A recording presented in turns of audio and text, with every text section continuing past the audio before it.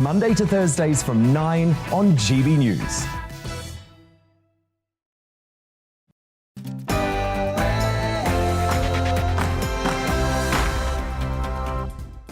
It's 9 p.m. This is Dan Wootton Tonight with me, Mark Dolan. And breaking tonight, with analysts dubbing the Russian invasion a war of the cities, we'll cross to one of the most heavily bombarded, Kharkiv, for an eyewitness account from Brit adventurer Miles Routledge, who's been forced to flee for his life to bomb shelters and even mistaken for a Russian spy during his time in Ukraine's embattled second city. He's here at 10:20. Does the Ukraine conflict prove that we've lost touch with what risk really looks like? Have we lost perspective, folks? Adrian Hayes, a former British Army Gurkha officer, says the war in Europe should be a wake-up call for the woke. He's here at 9:30. You won't want to miss it. A fascinating guy. As sanctions and boycotts start to bite, are Russian people paying too high a price for Putin's war? I'll put that to my superstar panel. Oh boy, we're travelling business class tonight. Conservative commentator Dominique Samuels, entrepreneur and activist Adam Brooks, and author and journalist Amy Nickel. Away from Ukraine, after Trump's main rival for the Republican presidential nomination, Ron DeSantis, does this. You not have to wear those masks. I mean, please take them off. Honestly, it's not doing anything, and we got to stop with this COVID theater. Is it time to flip the COVID script and encourage people to rid themselves of face coverings, especially in the wake of damning new research showing just how ineffectual cloth masks really are? Well, those issues will come up in my big opinion next. You won't want to miss it. I've had a thing or two to say about masks over the last couple of years. As he formally announces his intention to run again, is another term for Emmanuel Macron Britain's worst nightmare? Expert commentator and political spouse Christine Hamilton explores in The Outsider at 9:45. What do you think? Macron, a second term, Britain's worst nightmare? We'll talk about that shortly. With so much focus on Putin, are we letting China's communist regime off the hook? Social media superstar Zuby debates in Uncancelled at 10:40. In tonight's clash, has the public lost trust in the media? TV presenter Bev Turner and former BBC war correspondent Martin Bell weigh in at 9:20. I'll also hear how you feel about that critical subject. And after he debuts a new music video showing him kidnapping and decapitating ex-wife Kim Kardashian's new boyfriend, is rapper Kanye West the ultimate bunny boiler? And just what do you do about the ex that won't go away? I'll put that to my panel in the Media Buzz at 9:30, where you'll also get a first look at tomorrow's papers. Plus, I'll crown tonight's Greatest Briton and Union Jackass from my panel's nominations before the end of the show. This is Dan Wootton Tonight with Mark Dolan. A very busy 2 hours. We don't do boring, do we? First up, the headlines with Miranda Shunker.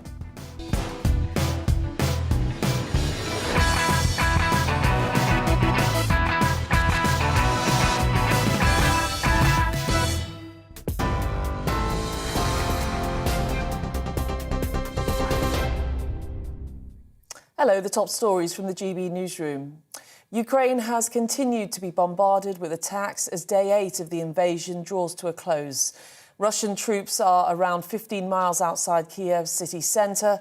Elsewhere, the mayor of Mariupol is warning Russian forces have surrounded the port city and severed rail links. At least 33 civilians have been killed in a Russian strike in the northern city of Chernihiv. Ukrainian forces are battling Russian troops for control of Enerhodar, which has Europe's largest nuclear plant. And while Russia claims it has captured Kherson, Ukraine maintains its forces are continuing to defend the Black Sea port. A Ukrainian negotiator says the second round of ceasefire talks with Russia have not yet yielded results, but that a third round of talks will take place at the start of next week. The Ukrainian president says he will not surrender, but that some compromises must be found so that people don't die. Russian President Vladimir Putin claims his military has offered safe corridors so civilians can escape the war and insists the invasion is going to plan. Russian soldiers and officers are acting bravely, like true heroes. Our troops fight with persistence and full understanding that their cause is right. I will never give up my conviction that Russians and Ukrainians are one people. Well, the UN High Commissioner for Refugees says in just 7 days, 1 million people have now fled Ukraine. I have worked in refugee emergencies for almost 40 years, and rarely have I seen an exodus as rapid as this one. Peace is the only way to halt this tragedy. The International Criminal Court is launching an investigation into alleged war crimes. It follows reports that cluster and vacuum bombs have been dropped in residential areas. Moscow denies it's targeting civilians. The UK Foreign Office has sanctioned 2 further Russian oligarchs. The first is Russian billionaire Alisher Usmanov, whose commercial links to Everton Football Club have been suspended. The other is former Russian Deputy Prime Minister Igor Shuvalov. Both have been hit with full asset freezes and travel bans. Businesses are also reacting to the ongoing crisis. IKEA has closed all of its stores in Russia. Marks and Spencer has suspended all shipments to franchise licensees' outlets in Russia. And the Co-op and Morrison's have stopped selling Russian standard vodka, which is distilled in St. Petersburg, as a sign of solidarity with the people of Ukraine. In other news, around 200 people have gathered in memory of Sarah Everard in South London, a year after she was murdered by a Metropolitan Police officer. Men and women laid flowers at Clapham Common Bandstand, where thousands gathered last March following her death. The 33-year-old was killed by Wayne Couzens as she walked home. Well, on TV, online and DAB+ radio. This is GB News. Now it's back to Dan Wootton Tonight with Mark Dolan.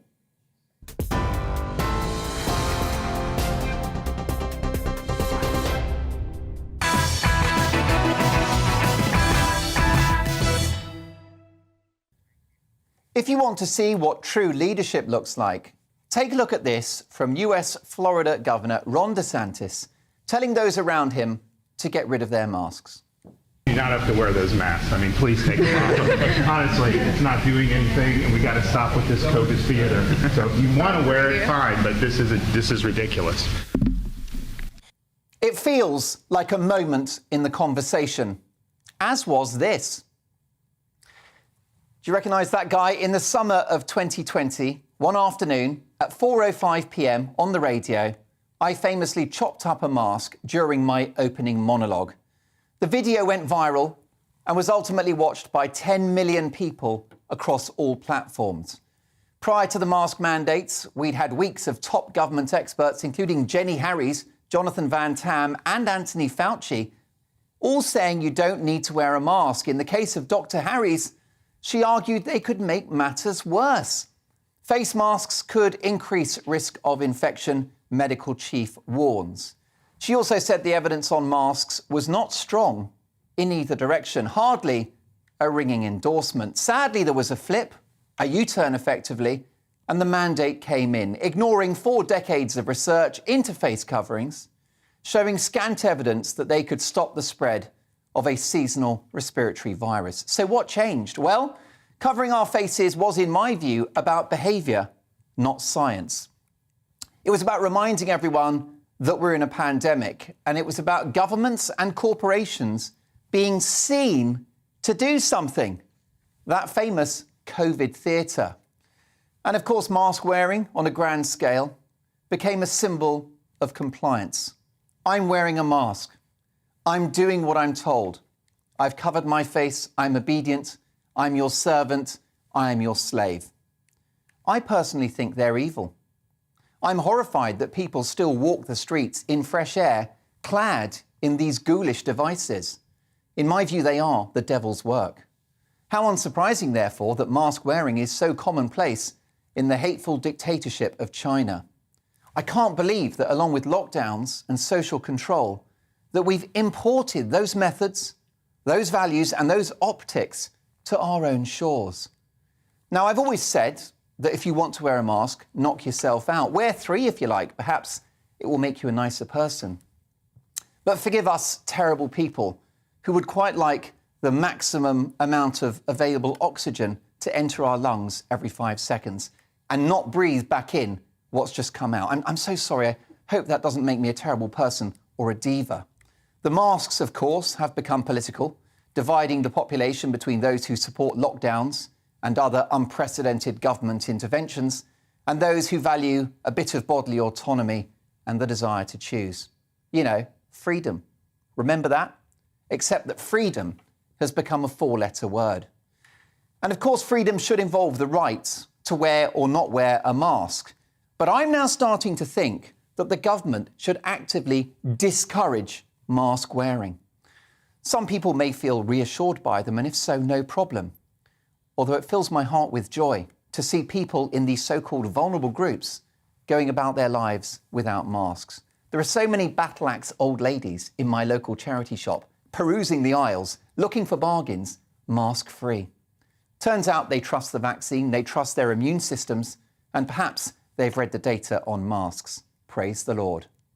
So I believe, for all the propaganda that we've had to actually wear masks, it should now go the other way to phase them out. I've already thought of a catchphrase. Save lives, don't wear a mask. How so? Well, retired NHS consultant, a clinical psychologist, Dr. Gary Sidley, has told me on this show that face masks are not good for mental health. They diminish human interaction. We can't speak to each other properly, hear each other properly, or see facial expressions. So they strip the joy out of life. They impair social connections, and they diminish our humanity. Don't take my word for it. We'll take a look at this tweet from NHS GP Renee Hundekamp about masks in her surgery. I hate masks with a vengeance, says this top doctor. They quite literally turn our society into a faceless dystopia. She's so right. She said, today I sat with a tearful suicidal teenager talking through what was going on with a mask on. A mask I don't need. I don't have COVID. She repeatedly said pardon, and it was so hard to communicate with her compassionately behind the mask. It has to end. GPs need to unmask now. And how right she is. People are walking around like zombies. It's like the apocalypse, isn't it? Please don't tell me that these masks are optimum for human health. I'd love to meet the medic who can convince me that covering your airways for prolonged periods of time isn't ultimately harmful. Back to me, please, Ross. I suspect that there are two holes in our nose and one big hole in our mouth for a reason. What about the environmental impact of these face coverings? These hellish surgical masks, for example, so discredited they're not even accepted in Austria or Germany, are not recyclable, taking hundreds of years to degrade in the ground, polluting the earth as they do it, and forming a plastic mountain in the sea. Ultimately, that plastic impacts sea life and goes into fish, the fish that we then eat. So these wonderful face masks that make you such a nice person enter the human chain and slowly poison all of us. Well done, everyone. Now, let me say I'm a very good-looking guy, so I want to be back on TV. Come on, Ross, let's get a camera back on me. Oh, there you go. Let's talk about the economy. Luke Johnson, you saw him before you saw me. And Luke Johnson told me on this programme that face coverings create a mood of gloom and pessimism. There he is. He's been on the show. He said that actually masks dampen economic activity. Have you tried buying clothes with a face mask? It's a waste of time. So they're likely to have an economic impact too. Anything that impedes human interaction and behaviour will impact the economy. Why does that matter? Well, because a healthy economy pays for all of the things that we rightly expect. Investment in the NHS, schools, welfare, housing, infrastructure, police. Oh, and as the last few days may have reminded you, we kind of need a military too. Cloth masks are no better, of course, with the Mail reporting this week that they allow through 90% of particles. So why pick this fight now, with mask mandates gone? Because I'm certain, like boomerangs, malaria and Arnold Schwarzenegger, they'll be back. Like lockdowns, masks are always going to be the mechanism by which the state exerts control over us. They will be the foot in the door, the supposedly low-level measure that could ultimately take us towards tougher restrictions. If they'll cover your face and even vaccinate you against your will, which is what vaccine mandates in certain professions are, the sky is the limit. Your face and mine our sovereign territory. It should belong to us and no one else. Masks no doubt help criminals too. What hope do cops have identifying an attacker on CCTV with someone wearing a mask and a hat? And what about the science? Dr. Colin Axon, former SAGE advisor, told me on this programme that we should not wear masks. He advised against them. He said the particles of the virus are between 1,000 and 5,000 times smaller than the holes in a mask. Still not convinced? Well, let me pose a simple question. You know about Ebola, that terrible virus with a fatality rate of up to 90%, according to the WHO. If Ebola was airborne, would you feel protected by a mask? I rest my case. Former SAGE advisor, of course, Colin Axon has said it. All the scientists have pointed out this issue. So if you don't get rid of masks, you leave the door open for all of the other madness. COVID theatre is one expression. COVID bollocks is another. So my words today are the same as they were in that heady summer of 2020. If you want to save lives and get the country back on track, the only option is to get back to normal. The first step in achieving that is to get rid of them. What am I talking about? These god-awful, wretched, damned, uncomfortable, scientifically empty, useless masks. Right? They've got to go. This isn't exactly Blue Peter, is it? But please, don't make me eat my words.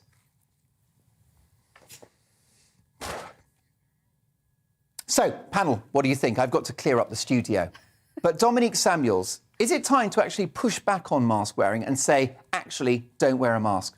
I completely agree, because as you've sort of gone into there, mask wearing is largely psychological. They are comfort blankets. They're designed to make people feel as though they're in the midst of a deadly pandemic, and you know the data demonstrates that that's simply not true. And even in regards to the efficacy of mask wearing, you don't even have to look at some of the studies. You can just look at real world data. In October last year, Florida had the lowest case rates in the whole of America. Scotland, Wales, at many points with their mask mandate, they've had higher case rates than England. The data doesn't really support them, so let's get rid of them. And they actually give me a bit of anxiety. When I'm going into a taxi, for example, the taxi driver is still wearing a mask, I feel uncomfortable and anxious because I want to see the face of the person who's driving me. Well, yeah, Adam, I'm actually not comfortable with other citizens wearing a mask. Now, I understand if you're in a vulnerable group, you might be reassured.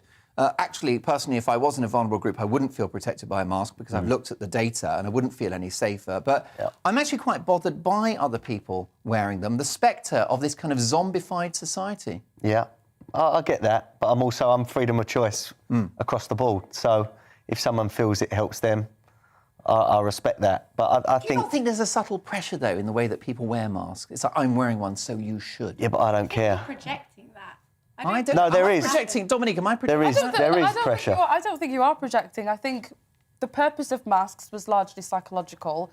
We should be telling people now that they don't need to wear one, and then they'll feel more comfortable frequenting busy spaces. When I went to Specsavers the other day, the man told me, have you got a mask? And I said, well, no, I'm exempt. And I was thinking, why are you still asking me this? Yeah, so Amy, what do you think about this? I mean, the bottom line is that I'm defensive about masks because although we've lost the mask mandates, I'm convinced they'll be back. What I would like to do is bottle your collective outrage that you have about mask wearing, apply this energy to the Putin regime, and we'd be peace in no time. No. We've got an issue. We've got an issue. We want to hear 3 words of what you've got to say. So there's an issue with your microphone, Amy. You've not been censored. So I think, are we going to fix that? We think your microphone might be turned off. Do you mind turning it on? If you could apply the same energy...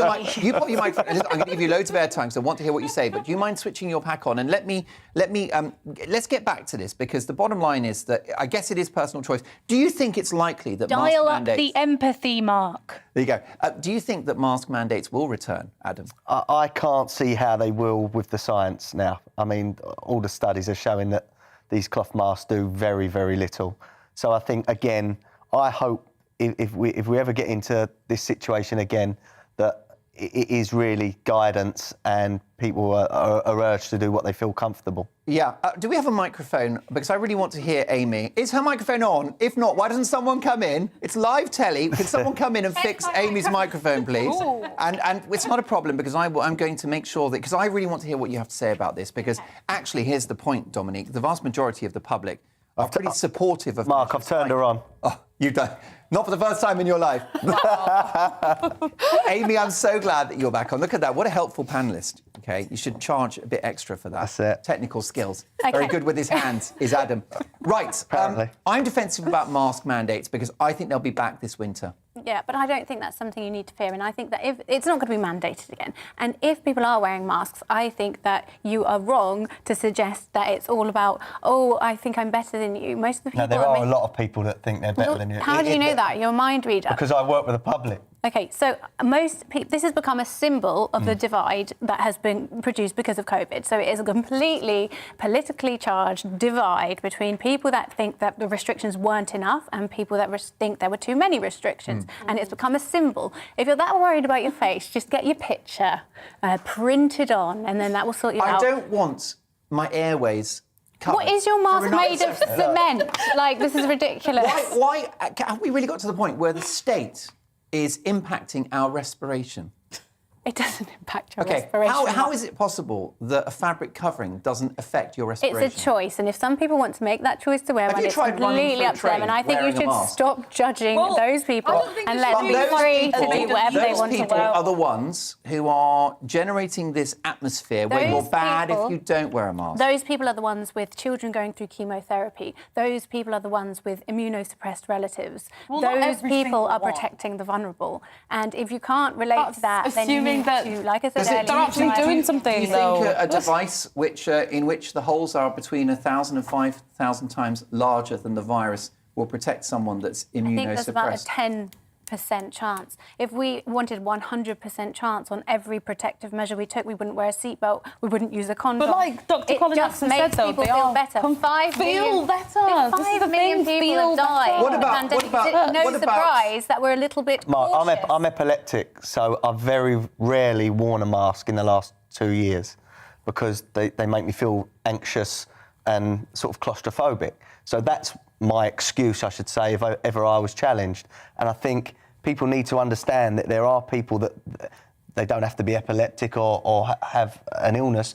It makes a lot of people feel anxious, and it makes a lot of people feel closed off from society. Yeah, even on Uber, they're still saying, please wear a face covering. No, exactly that. Look, I'm for free choice. But the subtle pressure is there, and that's what I'm pushing back on. I agree with DeSantis, who said in that video, take those stupid masks off. It's COVID theatre. He shook his head. It was very authentic, which is why the video's gone viral. And then he said, if you want to wear it, fine.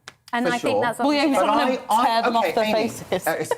How about this? What about the environmental impact of these coverings that take 500 years to degrade? What about the fact that the mask I just chopped up isn't accepted in Austria or Germany? They consider it so useless. That's another choice you're making. You're choosing to wear something useless that's not accepted Get a cloth mask, get a different mask. It is up to the individual. Why are we having this theatre? And also, if you think about East Asian culture, they've been wearing masks since bird flu, since SARS. It's become part of their culture. Pollution. And also, so can you answer the environmental question? They're terrible for the environment. Is that OK? I think at this point, if you want... At the tail end of a pandemic with Omicron, which is milder than a night out with the Bee Gees. That killed 5 million people, and you're going to trivialise the pandemic and the deaths of all those people. Not Omicron. With COVID, Omicron's incredibly mild. With COVID, I think 1 in 5 You can't say 5 million people were killed stone dead by COVID. You can't say that because that's not representative. If I died of COVID, I would have been considered with COVID because I have PCOS. That is the type of thing that makes you have another... but the high likelihood is that you wouldn't have died Someone with of COVID. Okay. Because of your health social anxiety, restricted children's emotional development, pollution. What about crime, by the way? Pollution? Yeah. If you wear a mask, you're probably going to... A lot of the reasons they wear And this isn't bad for the planet? In China is because of the air pollution. So if you wear a mask, you're... No, but you're then further polluting the world with... There are literal pictures. All I want to know, where is Greta Thunberg on the mask issue? It's completely individual choice. We don't need to have this row. It's ridiculous. Let's dial down the fury about this issue. Fascinating conversation, and it is all about opinions. You've never been to a charity shop. Oh my God, I live in the charity shop. Are you kidding? Have you seen his research? Yeah, exactly. Everything's from the charity shop. The jacket, the tie, even the hair. Now, look, it's all about opinions. What's yours? Mark at gbnews.uk. By the way, don't chop up masks, especially around kids. This is a potentially dangerous device, a pair of scissors. And definitely don't pop them in your mouth. Don't try that one at home. Still to come, does the Ukraine conflict prove we've lost touch with what risk really looks like? Adrian Hayes, a former British Army Gurkha officer, says the war in Europe should be a wake-up call for the woke. He's here at 9:30. But next in the clash, has the public lost trust in the media? Have you lost trust in the media? TV presenter Bev Turner and former BBC war correspondent Martin Bell are next. Let me know what you think. Mark at gbnews.uk or tweet us using the handle at gbnews. And there's a poll up. I want to hear what you think. See you in 2.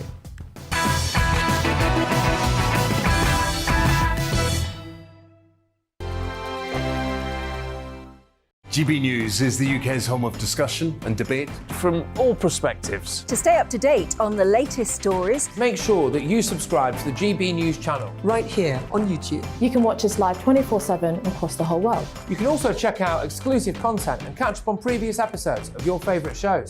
Every day, we ask the questions that you'd ask, so why not add your voice to the conversation in the comments section? Don't forget to subscribe. We are GB News, Britain's news channel.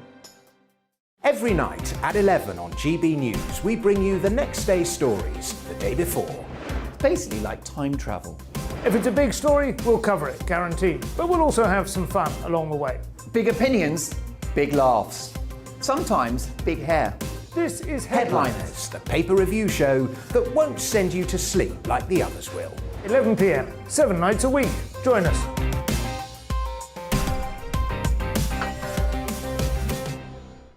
Hello there, I'm Eamon Holmes. And I'm Isabel Webster. And we hope you can join us for Breakfast with Eamon and Isabel. You make me laugh out loud, belly laugh. Is that important first thing in the morning? Yeah, absolutely. And there's me trying to be deadly serious. News is a serious business. Yeah, I have to rein you in sometimes. Well, it doesn't stop us laughing at it. It doesn't stop us having an opinion on what's going on. Yeah. And it certainly will not stop us reflecting what you think. Weekdays from 6 to 9:30 on GB News. I'm Dan Wootton. Join me Monday to Thursday from 9 to 11 for the feistiest and most fun news debate on TV, where free speech reigns. I'll bring you a sharp take on the day's biggest stories, bombshell newsmaker interviews, and A-list guests. And I guarantee you, no spin, no bias, no censorship, and no reason to go to bed. That's Dan Wootton Tonight, Monday to Thursdays from 9 on GB News.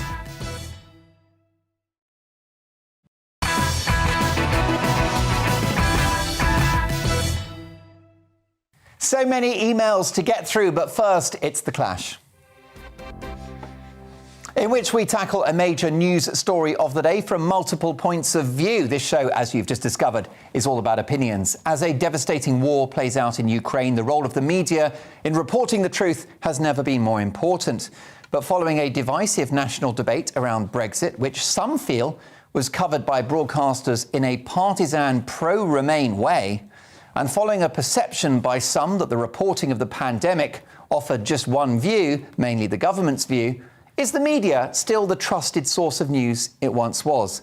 Has public trust, has your trust in the media reached an all-time low? As ever, I want to hear what you think. You can email me, mark at gbnews.uk, or tweet at gbnews, and please vote in the poll. I'll publish the results at the end of this. But first, to debate the issue, I'm delighted to welcome a legendary broadcaster, in fact, two legendary broadcasters. Martin Bell, former BBC war correspondent and ex-independent MP in the House of Commons, and TV presenter. In fact, I think she's on air with GB News tomorrow. Bev Turner, whose on-air comments about COVID have seen her criticised in some quarters. Great to have both of you on the show. Bev Turner, has public trust in the media been diminished? Yes, I think enormously. For those of us who have questioned the narrative repeatedly over the last 2 years, it's very difficult for us now to not view everything with an extremely critical eye. And I've worked in the media as a writer and a presenter for over 20 years now.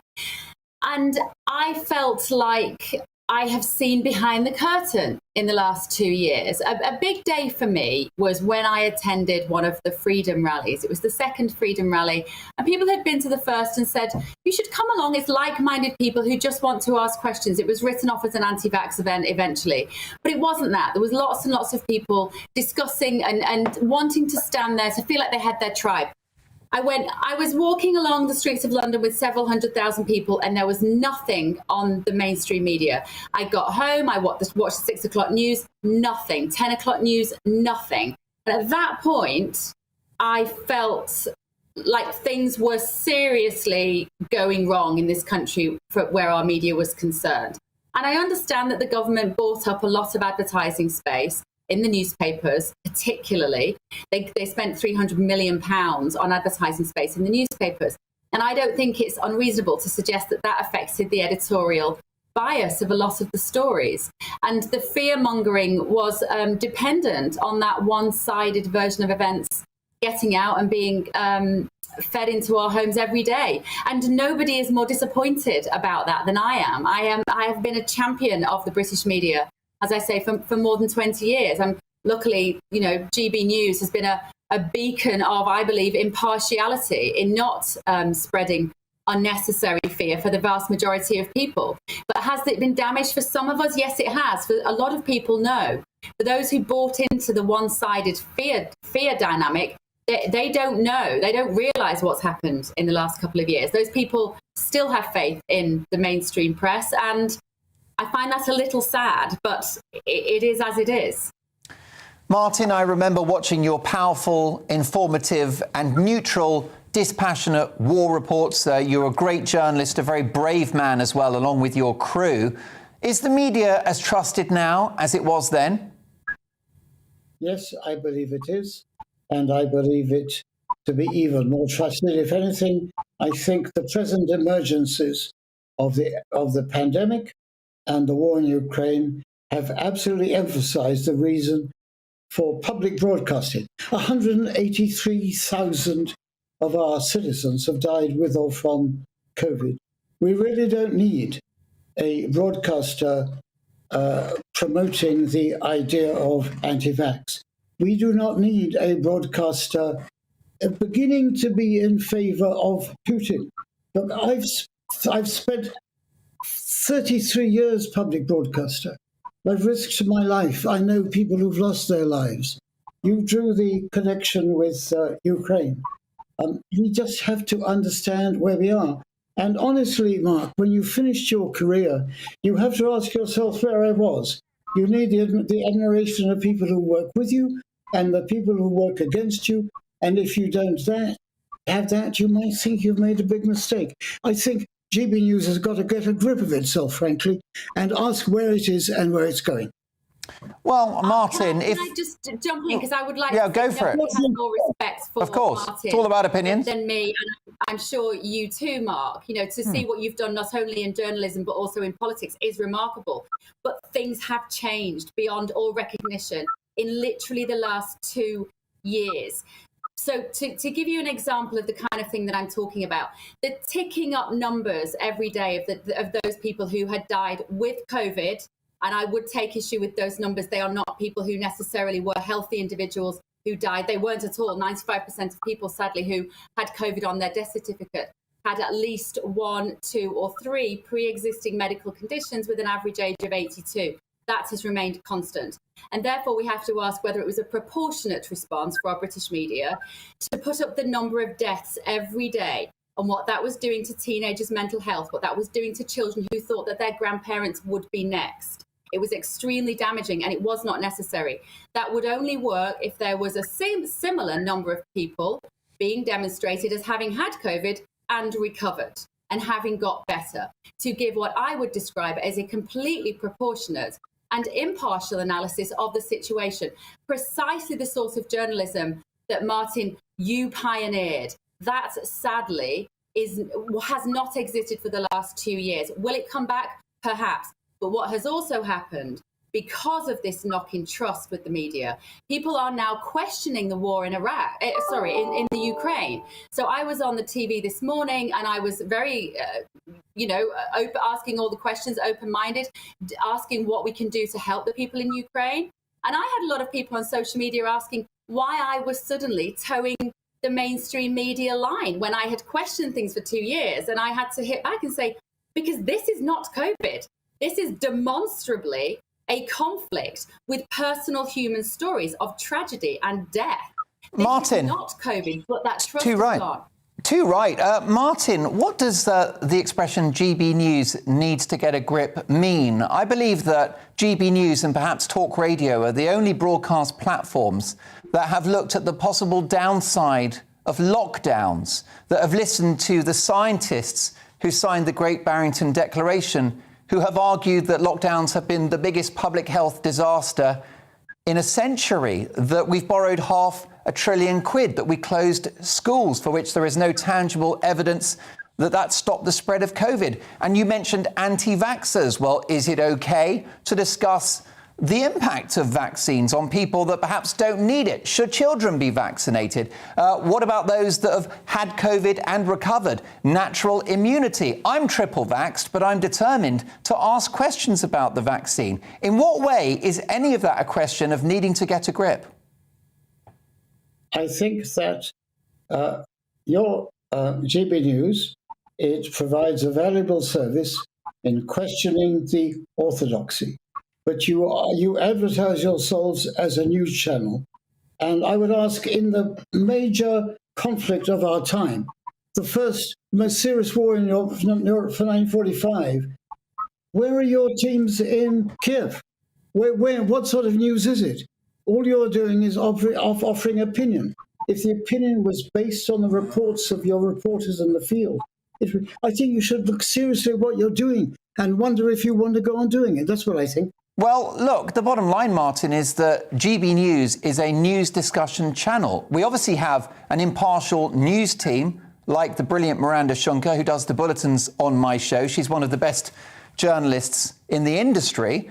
Apart from that, you've got former war correspondents like Colin Brazier, who sets out his view in a monologue, just as I do, just as Dan Wootton does, Mercy Muroki, and all of my other colleagues. And then we have a balanced panel who debate these things. And the point, Martin, is these things are not being debated elsewhere. And I would argue that's why the media are not trusted. And that's why our audience figures are growing by the day. At this moment, normally, we're beating Sky News. And I suspect right now we are. Mark, you're not advertised as a news opinion channel. You're advertised as a news channel. And what I'm challenging you to tell me is where your news coming from Kiev. Where's it come from? Where are your teams? Where are your people? Later in the show, we will be speaking to a journalist that's out there in the field, trying to avoid gunfire. You know, we'll speak to... Last night, I spoke to an MP, a Ukrainian MP, who spoke to me. The interview was conducted in the wardrobe of her apartment, and she had a Kalashnikov with her. I mean, that's pretty on the ground. The bottom line, Martin, is that we're a brand new channel. We have limited resources, and the way that we deploy those resources is to speak to people around the world and hire the best on-air talent. What I would answer to that is you frame your opinions to follow the facts, and you don't advance your opinions in advance of the facts. And you've got to get a grip. Martin, what is this conversation? It's wonderful speaking to you. You're offering resistance. That's what this show is all about. I think you should have a show on GB News. Would you take the gig? I would love to take the gig. I think it will save you from Ofcom, actually. I shall speak to my very clever Australian boss about that. It's a pleasure to talk to you, but I'm glad you put in alternative opinions. Martin, I think that your calibre of broadcasting would be very welcome here at GB News, and I'll follow that one up. I think that you should have a role here, given your remarkable experience. So amazing. There you go, Bev. I've just hired another GB News presenter. You're on tomorrow night, in for Michelle. Well, in the absence of the brilliant Martin Bell, I'm afraid you've got me tomorrow night at 6 o'clock, so that will have to do. We're very lucky to have you. I think the thing is times have changed, and I don't support all those changes. I would love the good old days where you could fly out reporters in flak jackets and they could stand on the front line. But unfortunately, some of the reports coming out of Russia at the moment is that those troops are not even respecting journalists on the ground. It isn't really safe. Those old-fashioned respect and boundaries around the press being protected in war zones can no longer be guaranteed. And actually, the human stories from people using their mobile phones, the technology is remarkable. Those stories are similarly very powerful, and I would like to see both. Bev Turner, can't wait to see. You won't believe this. We didn't have flak jackets. We didn't have hard helmets. We had absolutely nothing in Vietnam. So if you want to go out there, I applaud you for that bravery. I really do. And sadly, I think health and safety has got a lot to answer for. Martin, you are a true legend of broadcasting, a broadcasting hero, and also a very distinguished former politician that basically stood on a platform of anti-sleaze. And that's also your great legacy. And I do hope that we'll see more of you on GB News. Thank you so much for joining us, former BBC war correspondent Martin Bell, and the brilliant broadcaster and presenter Bev Turner as well. There you go. A fascinating debate. Well, who do you agree with? Jeff on email says, gone until I started watching GB News. That's trust in the media, in case you're wondering. Dave on Twitter, I've gained trust, if anything, because they ignored the anti-vax brigade. And Justine on Twitter, Justine says, it was how Brexit was covered that destroyed my trust in the media. The coverage of COVID just put the tin lid on it. So your verdict is in right now. How many of you have lost trust in the media? Well, 95%, while 5% say that the public has not lost trust since the pandemic. Thank you so much for voting in that. I'll get to more of your emails shortly. We've got an amazing hour and 20 to come. Next is another term for Emmanuel Macron, Britain's worst nightmare. Expert, commentator and political spouse. Surely she's a national treasure, just like Martin Bell. Christine Hamilton explores that in The Outsider at 9:45. And let's be honest with you, Martin Bell's been to war zones. Christine Hamilton lives with Neil. That's brave too. But next, should the war in Europe be a wake-up call for the woke? Former British Army Gurkha officer Adrian Hayes joins me, and he's quite the character. You won't want to miss that, so I'll see you too.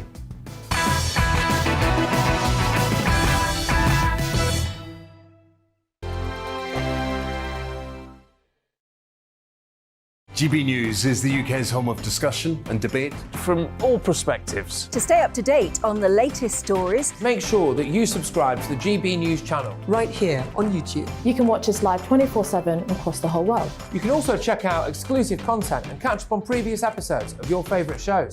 Every day, we ask the questions that you'd ask, so why not add your voice to the conversation in the comments section? Don't forget to subscribe. We are GB News, Britain's news channel. Every night at 11 on GB News, we bring you the next day's stories the day before.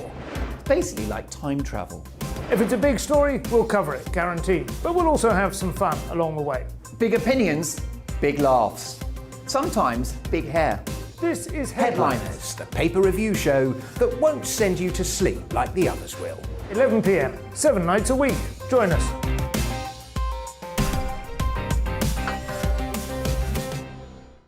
Hello there, I'm Eamon Holmes. And I'm Isabel Webster. And we hope you can join us for Breakfast with Eamon and Isabel. You make me laugh out loud, belly laugh. Is that important first thing in the morning? Yeah, absolutely. And there's me trying to be deadly serious. News is a serious business. Yeah, I have to rein you in sometimes. Well, it doesn't stop us laughing at it. It doesn't stop us having an opinion on what's going on. Yeah. And it certainly will not stop us reflecting what you think. Weekdays from 6 to 9:30 on GB News. I'm Dan Wootton. Join me Monday to Thursday from 9 to 11 for the feistiest and most fun news debate on TV, where free speech reigns. I'll bring you a sharp take on the day's biggest stories, bombshell newsmaker interviews, and A-list guests. And I guarantee you, no spin, no bias, no censorship, and no reason to go to bed. That's Dan Wootton tonight, Monday to Thursdays from 9 on GB News.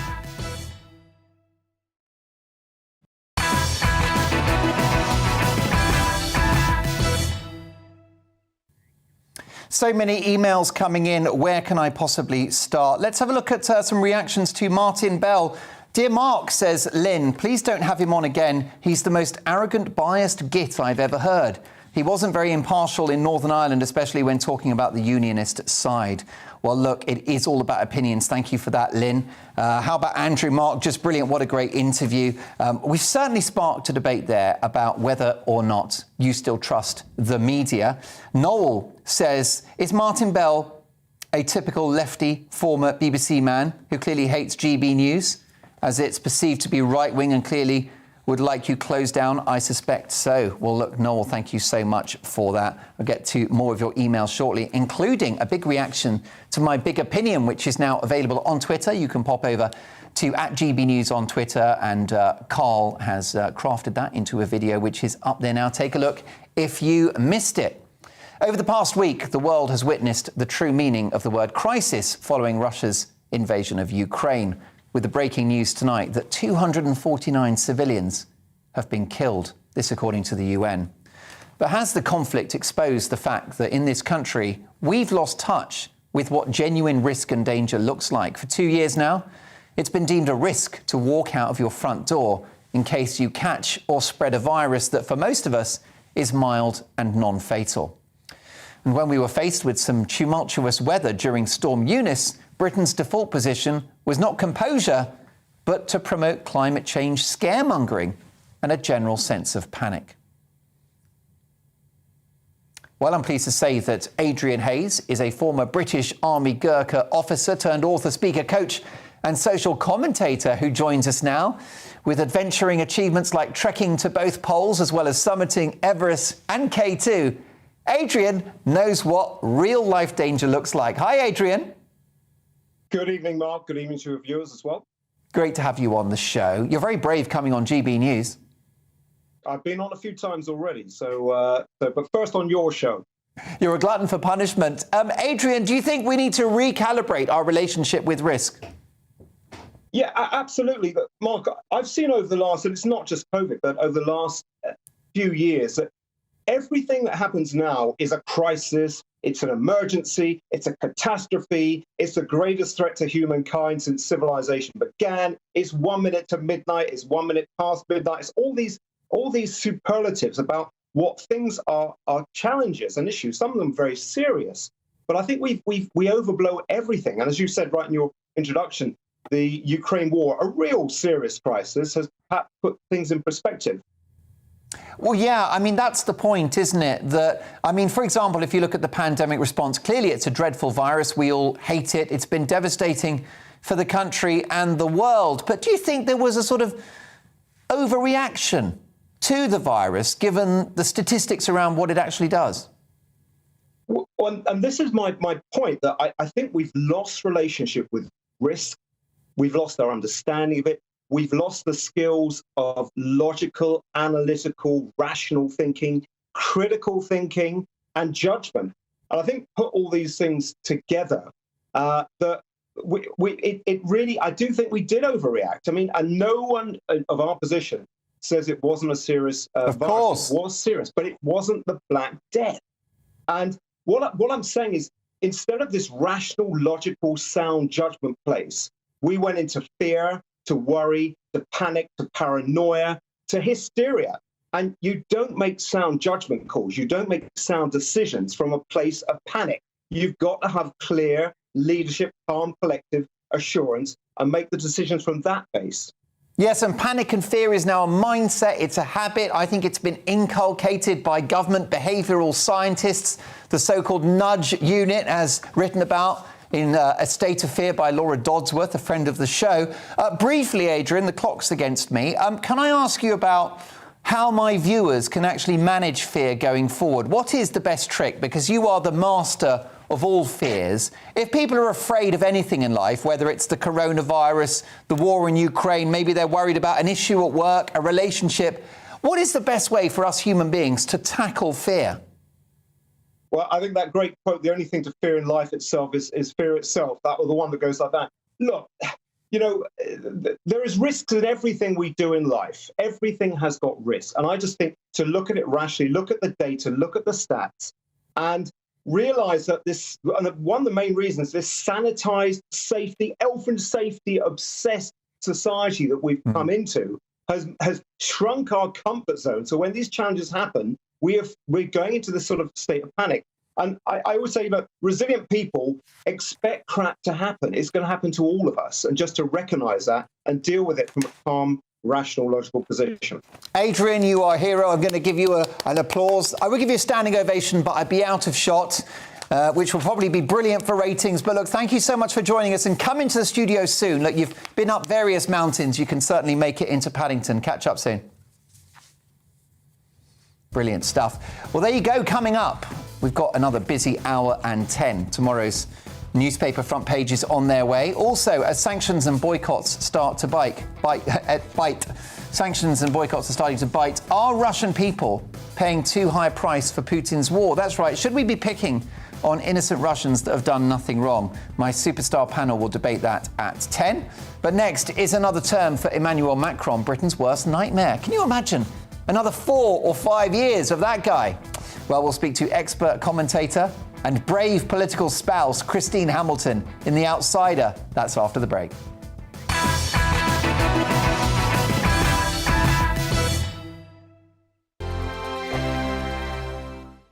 GB News is the UK's home of discussion and debate from all perspectives. To stay up to date on the latest stories, make sure that you subscribe to the GB News channel right here on YouTube. You can watch us live 24/7 across the whole world. You can also check out exclusive content and catch up on previous episodes of your favourite shows.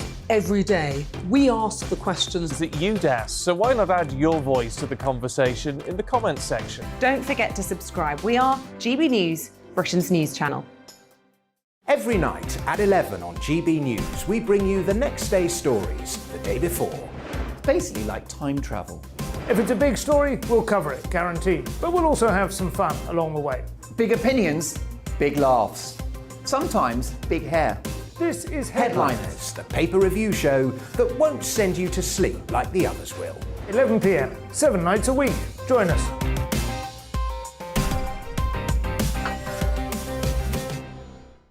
Hello there, I'm Eamon Holmes. And I'm Isabel Webster. And we hope you can join us for Breakfast with Eamon and Isabel. You make me laugh out loud, belly laugh. Is that important first thing in the morning? Yeah, absolutely. And there's me trying to be deadly serious. News is a serious business. Yeah, I have to rein you in sometimes. Well, it doesn't stop us laughing at it. It doesn't stop us having an opinion on what's going on. Yeah. And it certainly will not stop us reflecting what you think. Weekdays from 6 to 9:30 on GB News.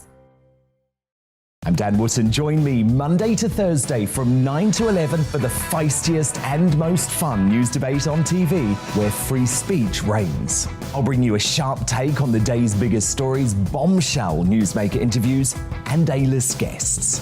And I guarantee you, no spin, no bias, no censorship, and no reason to go to bed. That's Dan Wootton Tonight, Monday to Thursdays from 9 on GB News.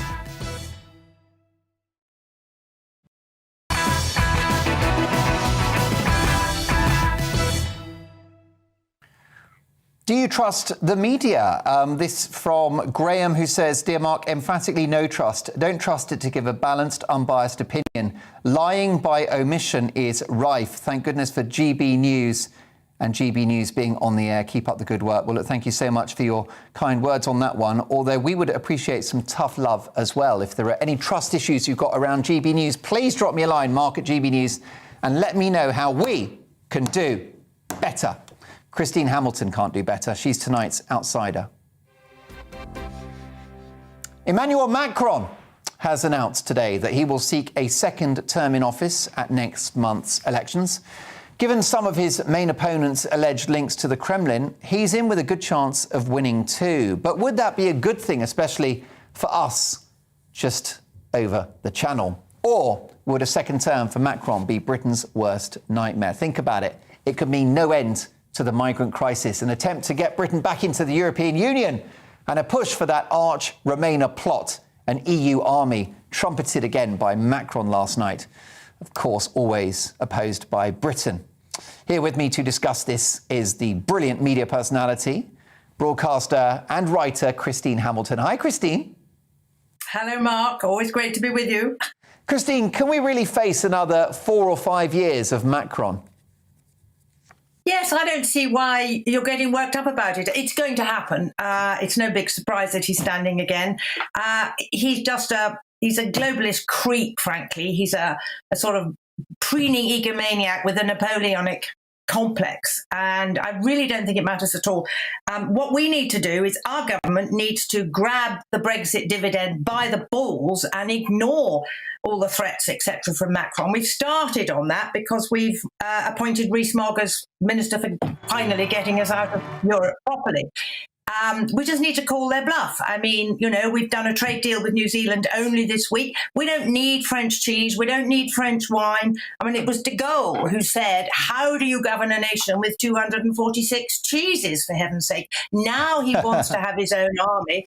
How do you have a European army with 28 nations and 24 languages? I mean, it's ludicrous. It's just another of his vanity projects. So I really don't think we need to worry about it. We just need to go on plowing our own canoe, if that's not a metaphor, getting grip on immigration. You shouting at me? Yes, order in the house, Christine. You've lost the plot.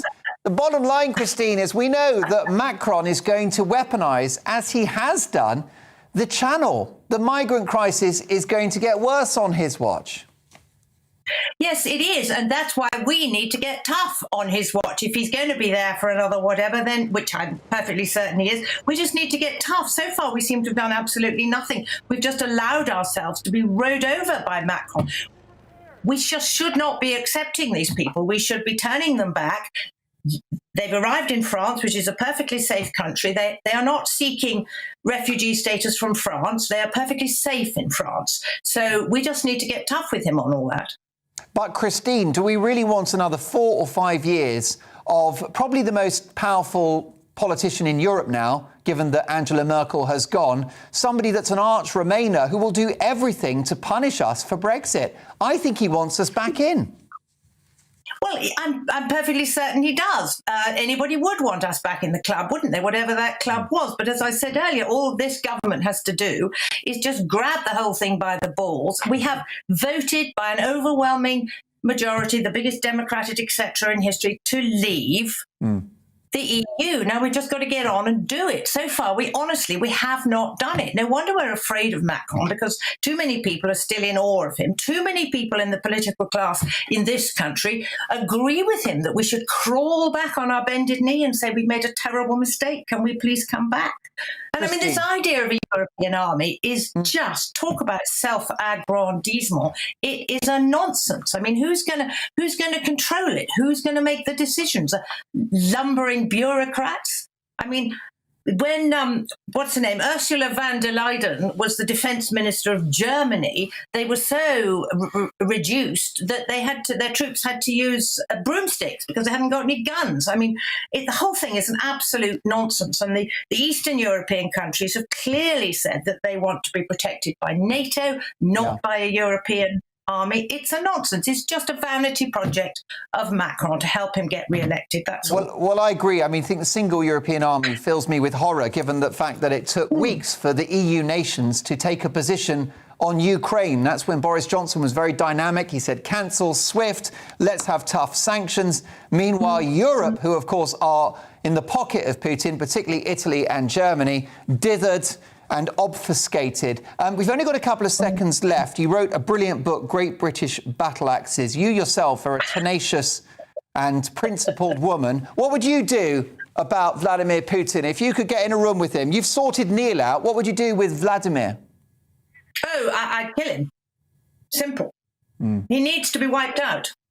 The man is deranged. It is so frightening. And I don't think there's anybody around him who has the balls to get rid of him. But that's what needs to happen. We need what was his name, Van Schaffenhaus or whatever, who tried to kill Hitler. Honestly, what we need. Christine, a bit of tough love as always, and common sense. I look forward to your return next week. The brilliant Christine Hamilton, author, national treasure, spouse of Neil. In the old days, you used to be Neil's wife. Now he's your husband. Well, we've stuck it out for a very long time. Brilliant stuff. And it Always ain't a over treat. yet. Look, Christine, it's given me energy just hearing your sensible views. I look forward to catching up very soon with you, and you'll be back with Dan a week today. The amazing Christine Hamilton, what do you think? Mark at gbnews.uk. Shall we have a look at the emails? I love getting your emails, and I don't check them because I'm not going to censor you. I know, look, Miranda Shunkin, can you stop? I feel very insulted that you're choosing the sofa over me, guys. Come on. I'll put more makeup on tomorrow night. How about this in relation to whether you trust the media? Hi, Mark. Absolutely no trust issues whatsoever. Most of the time I agree with the monologues and occasionally I don't. However, I find the balanced differing points of view on GB News informing and educating. I've certainly learned to listen more before I form an opinion. Well, that's what I try to do as well, Andrew. On the EU army, an EU army without America would split and confuse the command of NATO. So much to get through. Keep those emails coming in. Mark at gbnews.uk. Don't go anywhere. We've saved our very best till last.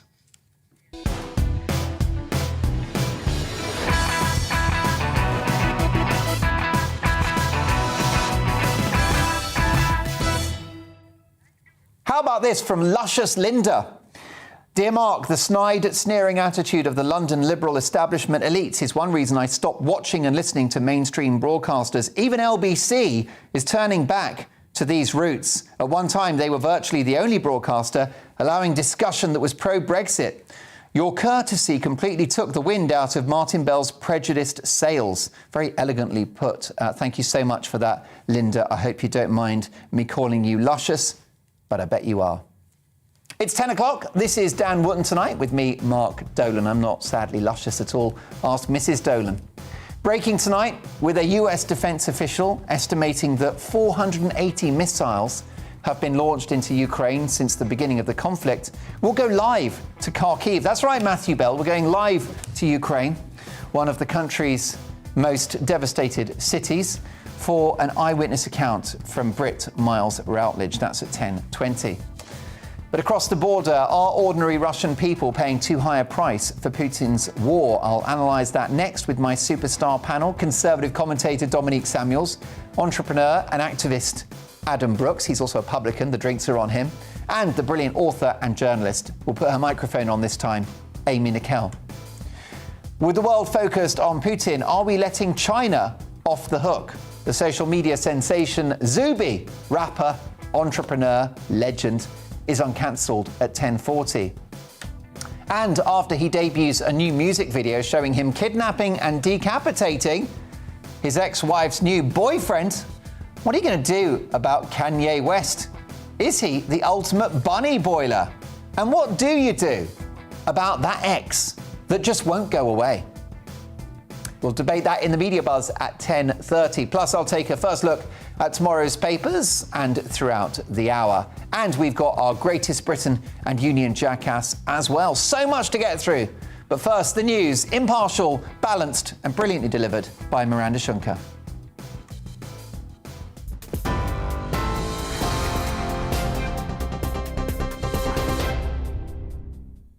Hello, the top stories from the GB newsroom. Ukraine has been once again bombarded with attacks as day 8 of the invasion draws to a close.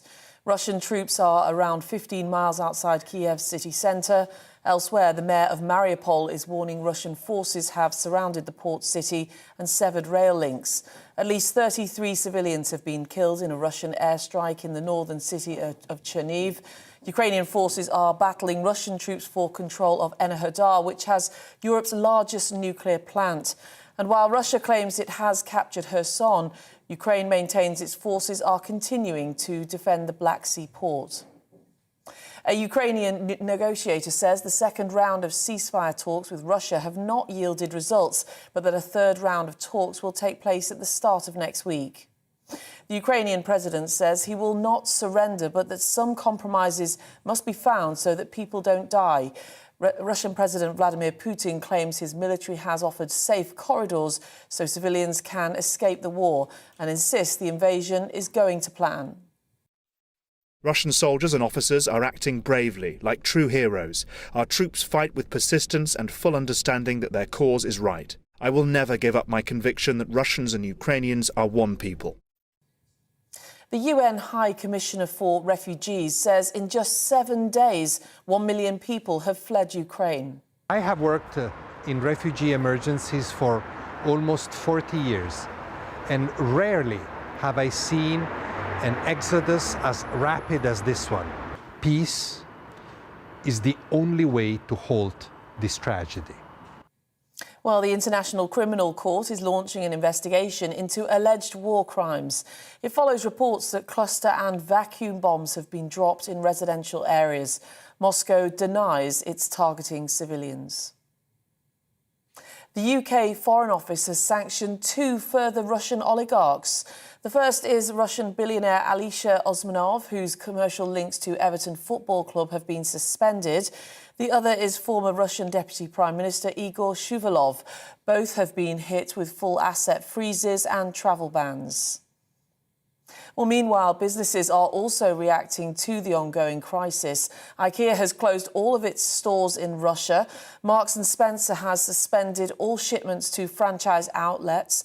And the Co-op and Morrison's have stopped selling Russian standard vodka, which is distilled in St. Petersburg, as a sign of solidarity with the people of Ukraine. To other news now, and around 200 people have gathered in memory of Sarah Everard in South London, a year after she was murdered by a Metropolitan Police officer. Flowers have been laid at Clapham Common Bandstand, where thousands gathered last March following her death. The 33-year-old was killed by Wayne Couzens as she walked home. Well, on TV, online and DAB+ radio, this is GB News. Now it's back to Dan Wootton tonight with Mark Dolan.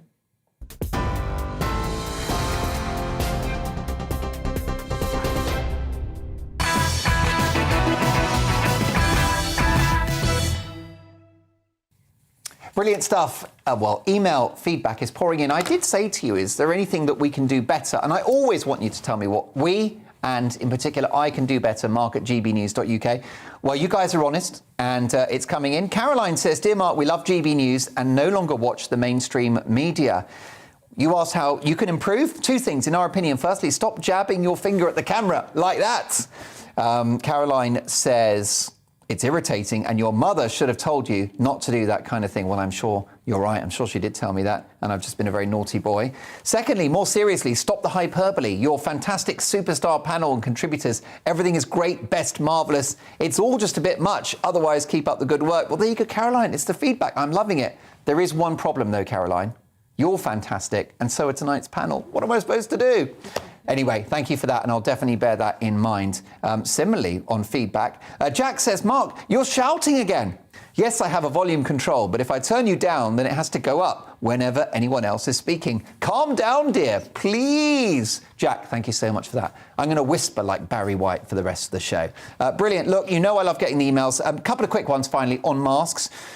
This is from Mike, who says, "Dear Mark, on masks, I'm 76, my partner is 77.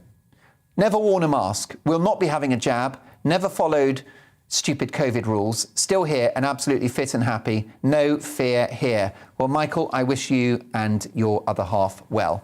And finally, Andrew says, "Dear Mark, I believe that the state who brainwashed a lot of simple people into wearing the ridiculous mask with their pure lies should now publicly re-educate the mask lockdown fanatics with the scientists." Well, look, there you go. Thank you so much for all of those emails. Although I take on board what Amy said earlier in the show, before we cut her microphone in an act of censorship, which is that I guess it is important that people have that choice. And if you want to wear a mask and you are confident that it helps, or even it just makes you feel better, then absolutely go for it. And that is important to say. So thank you, Amy, and thank you to emails of that nature. Tomorrow's News Tonight in our Media Buzz. And let's kick off with the very first look at the front pages. And of course, there's only one show in town. Let's have a look at the Metro. 1 million refugees in a week, fastest mass exodus this century, could rise to 4 million, according to the UN.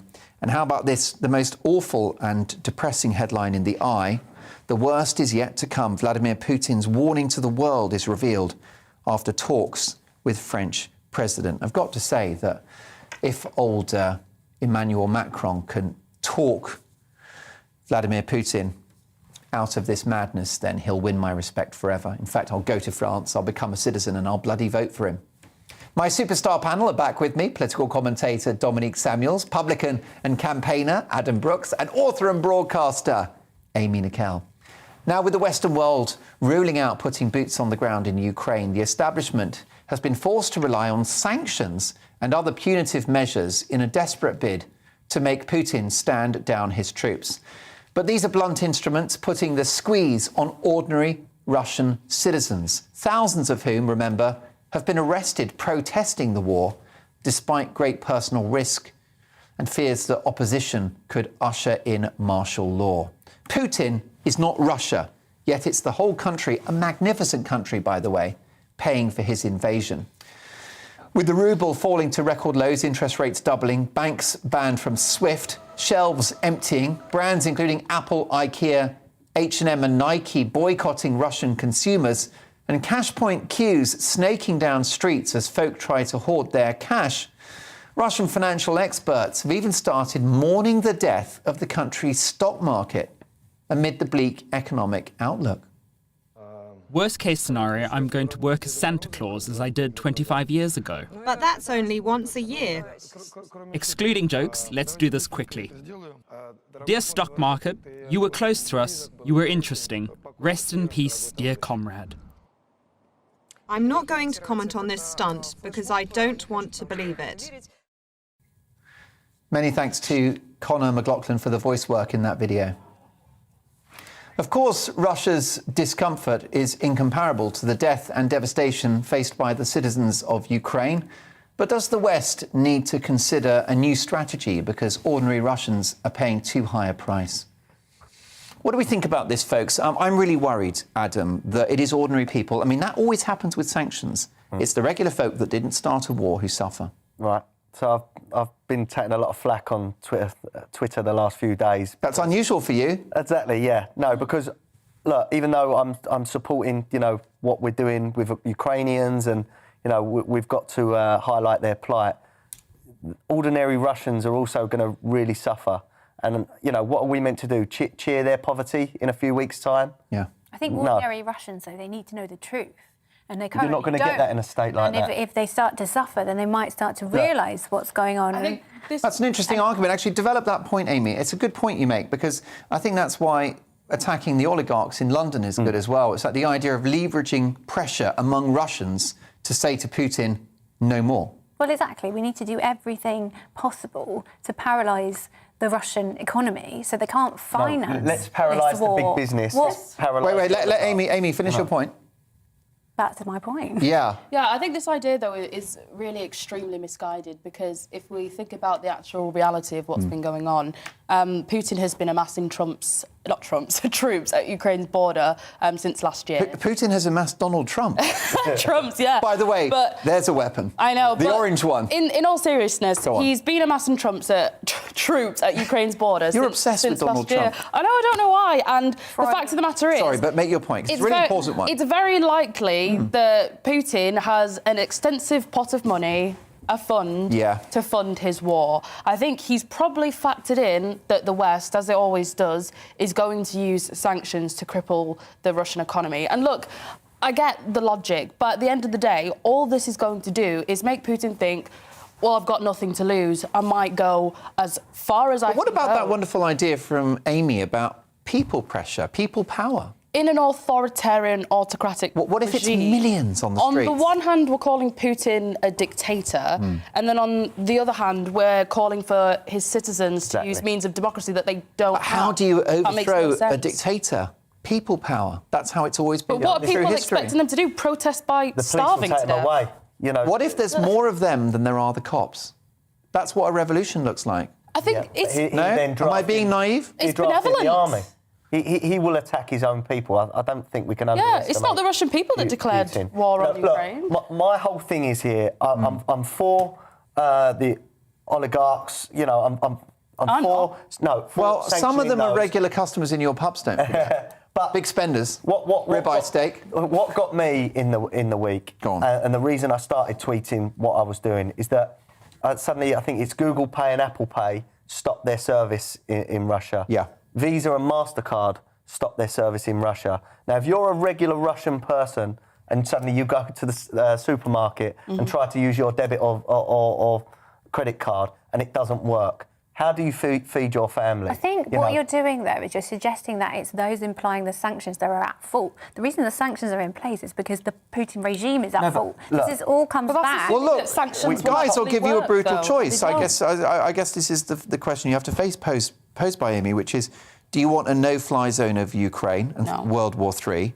Or do you want sanctions on Russia? It's the lesser of two evils. Yeah, but I don't think so, because look at what sanctions actually do. Biden himself, in his speech where he laid out what the American response would be, he said that these sanctions would be long-term, meaning that this is probably going to go on for quite a long time. That means more bombs being dropped on Ukraine. That means more citizens dying. That means more people starving and suffering. We're not prepared to put troops on the ground, so why are we prolonging this suffering? Bearing in mind, I think if a lot of people knew the reality of sanctions, which means higher inflation, higher gas prices and a higher cost of living for us right here, I don't think we'd be cheering for all this stuff, because at the end of the day, Boris Johnson's not going to be impacted by the stuff he's putting in place, and when war happens, they've got bunkers that they can go and run and hide in. We've got nothing. No, but there's certain sanctions that can work against government and oligarchs, and big business, and there's other sanctions that can just target normal, everyday Russian people, working people that don't agree with this war. So, with the MasterCard and the Visa and the Google Pay and Apple Pay, that's unnecessary pain for normal working Russians. But other sanctions against the super rich, the government, the big business, for me, yes, that could work. But then there are some of the super rich that actually don't agree with what the government has done, that have previously been cosy with Putin but have fallen out of his favour and consequently have had to, flee to this country. Yeah, I agree with that as well. Places like France. So if the government can literally seize your assets, like they did to people in Canada, precedent. If they can do that, it is a dangerous precedent. That is a worry, yeah. I mean, the only thing I'm thinking, Amy, is that if sanctions decimate the Russian economy to enough of an extent, then Putin's war won't be sustainable. I just can't see how we can get anywhere until we've tried everything that isn't. It's the same. Yeah, I mean, isn't that the point? What you do is you cut the funding for the war by destroying the Russian economy, no? But people are forgetting he's been under sanctions since 2014, so I think he's pretty much. No, but they've completely changed recently. I read one tweet. They were stacked with the way up. that EU they were stacked up, yes. But all we're doing by applying all of these sanctions, we're actually pushing him to China, for example, because they can literally just sell China their oil, probably at a higher price, or get loans from Chinese banks, because China doesn't actually rely on the American dollar the same way that we do. All we are doing is making the problem 10 times worse. Amy, final thought on this? I don't know what the other solution would be. Yeah, possibly... I just don't want to see normal Russian people suffer when... a lot of them do... That's at the hands of Putin's regime. But it's also at our hands. I mean, to stop Hitler, you had to make German civilians suffer, didn't you? He's not Hitler. Putin doesn't want to invade all the countries. He's doing a damn good impression, though, isn't he? Look, I think that's insulting to the millions of people who died. You can support the Ukrainians and support what we're doing there, and also have a bit of empathy for the Russian people. That's all I want to get across. Okay. Let's think about the consequences of what we do, and let's target it so maybe we lessen the pain. But we're not doing it. The regime, their leader of their country, has provoked all this by invading an innocent, democratic... doesn't mean you turn your back on normal civilians in other countries. I think, personally, we do have a part to play in this conflict as well. I think that we should have listened to Putin's warnings since...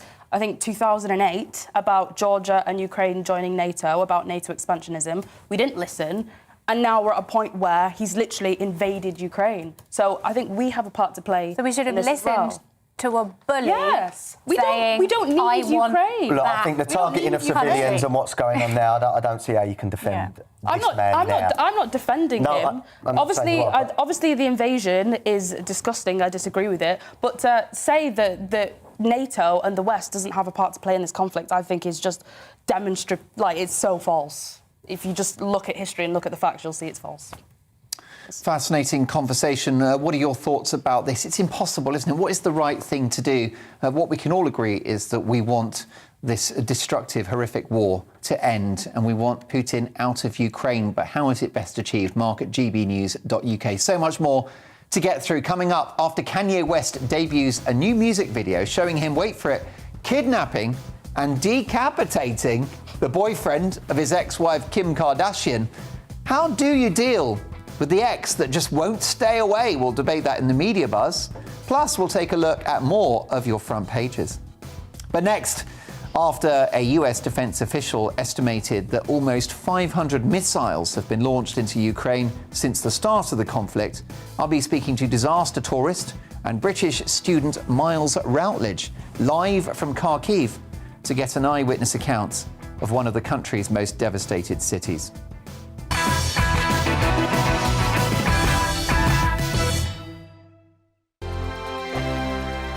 GB News is the UK's home of discussion and debate from all perspectives. To stay up to date on the latest stories, make sure that you subscribe to the GB News channel right here on YouTube. You can watch us live 24/7 across the whole world. You can also check out exclusive content and catch up on previous episodes of your favourite shows. Every day, we ask the questions that you'd ask, so why not add your voice to the conversation in the comments section? Don't forget to subscribe. We are GB News, Britain's news channel. Every night at 11 on GB News, we bring you the next day's stories the day before. It's basically like time travel. If it's a big story, we'll cover it, guaranteed. But we'll also have some fun along the way. Big opinions, big laughs. Sometimes big hair. This is Headliners, the paper review show that won't send you to sleep like the others will. 11 p.m, 7 nights a week. Join us.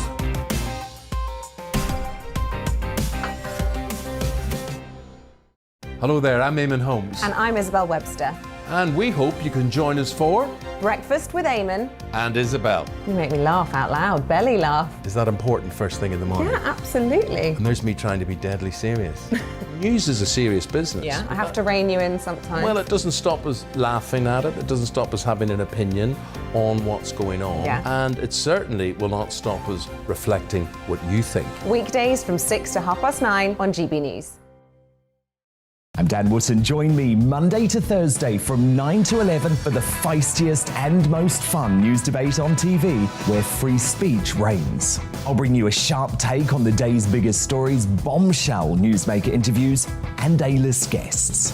And I guarantee you, no spin, no bias, no censorship, and no reason to go to bed. That's Dan Wootton tonight, Monday to Thursdays from 9 on GB News.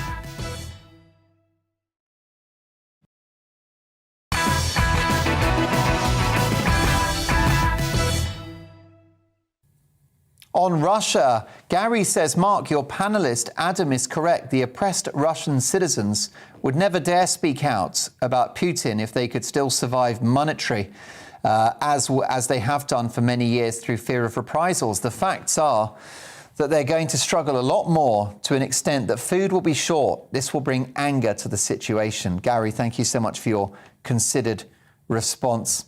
How about this from Lance, who says, Dear Mark, I see a lot of politicians with bookshelves behind them on TV. Clearly, they don't read history because it's repeating itself, and we seem to follow past mistakes of hesitation and lack of will to act militarily early. Instead, we clap to support them. Shameful. And lastly, Steve says, Dear Mark, for a Russian citizen, his or her life before the invasion and after must be different for them to understand that the world's view of Russia has changed. It's a country where the media is under total control. Only severe sanctions can communicate to the man in the street that something has gone wrong. Well, there you go. I've said it once. I'll say it before. It's all about opinions. Get yours in. mark@gbnews.uk. Thanks very much for that, Stephen. Breaking tonight, Russia is estimated to have launched almost 500 missiles on Ukraine since the beginning of their invasion 8 days ago. This according to US defense officials. Ukraine's second largest city, Kharkiv, has seen a significant amount of the devastation in the last few days, with dozens of casualties reported since Monday alone after the regional administrative building and Kharkiv National University were hit in missile strikes. You'll have seen those images before on the channel, and they don't get any more distressing, do they? Among all the chaos, 22-year-old Miles Routledge, that's right, 22-year-old Miles Routledge, a British student who made his way to Ukraine on the very last train from Poland despite government advice against doing it, is going to join us now. Last year, Miles hit the headlines after getting himself stuck in Kabul during the Taliban takeover. Miles has shared constant updates with his online followers, including the moment that he was forced to flee for his life into a shelter as bombs rained down. Extraordinary footage. And another encounter with Ukrainian troops who suspected he may be a spy. Well, I'm privileged to say that Miles Routledge joins me now from Kharkiv in Ukraine. Hi, Miles. Oh, hi, Mark. Good to be here. How are you doing? Well, I'm very well, probably better than you because you're in a war zone. Yeah, sounds about right for me anyway. It's not the best situation here, but everyone's holding up quite well. What have you seen today, Miles? What's the situation like on the ground? So constantly there's missiles flying, you hear them whizzing over your head. And unlike the Taliban, you don't know when they're going to come. So you have 3 seconds warning to jump behind a bed or a bunker. Everyone's evacuating. The streets are absolute ghosts. There's no one in the streets. There's only forces out and about, patrolling the area, looking for Russians. Buildings are collapsed everywhere. But everyone is being very kind. Everyone's helping one another out. The Ukrainian people have good spirits and they're doing good work. They're looking after each other, Miles. What is their mood? Really positive. I think they're actually more merry than people in Britain at this point. I see them sharing food with complete strangers, building community, and I think that's the one thing the West has actually lost. They're doing good stuff, and I think they're incredibly hopeful for a Ukrainian victory, or at the very least, if they're running away to the Polish border for safety, they've got high spirits. Miles, I think it's very courageous what you're doing. What has motivated you to enter what is now one of the most dangerous places in the world?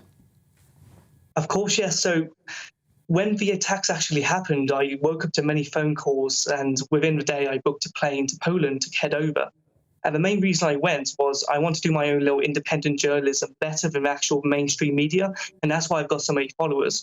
But also there's some people on the ground that actually need my help. And that's why I'm getting donations from people on social media. Even today, I've helped a family of 6 children and a wife and a husband get out of Ukraine from giving them donations and directions and through my contacts. So I think I'm doing better work than the average journalist, and I think that's why the mainstream hates me. So I'm reporting the truth down here, unlike the propaganda that you see online that's been exposed recently, like seen on GBNews. And I just think, truthfully, I'm built for this stuff. I don't panic. I don't freak out. I think this is my calling. Well, all you can do is say what you see, and that doesn't make you a hateful figure, Miles. It makes you an important voice in this horrific story. How close have you been to gunfire or explosions since you arrived in Ukraine? So when I was going up the front lines of Kharkiv, I was intercepted by Ukrainian special forces who took me as a Russian spy. During the bombardments, they let me into their military shelter where they gave me food, and they realized I'm not a Russian spy. I'm just somewhat of a journalist and a traveler. They liked my stories, they gave me food, but as soon as we sat down for lunch and exchanged stories, we heard the sirens go off. We sprinted to the shelter as quick as we could. We grabbed our guns and helmets and everything, but a building about half a block away from us, roughly about 50, 100 meters, was blown up, and we had the shrapnel hit the windows, and we saw the smoke in the air as we head downstairs. So pretty close. When I got a military escort to my hotel, because they were going the same direction in the morning, after sleeping at the shelter, I saw shrapnel, I saw glass covering the streets, I saw buildings on fire being put out, and then collapsing in front of me as we try and pass down the road.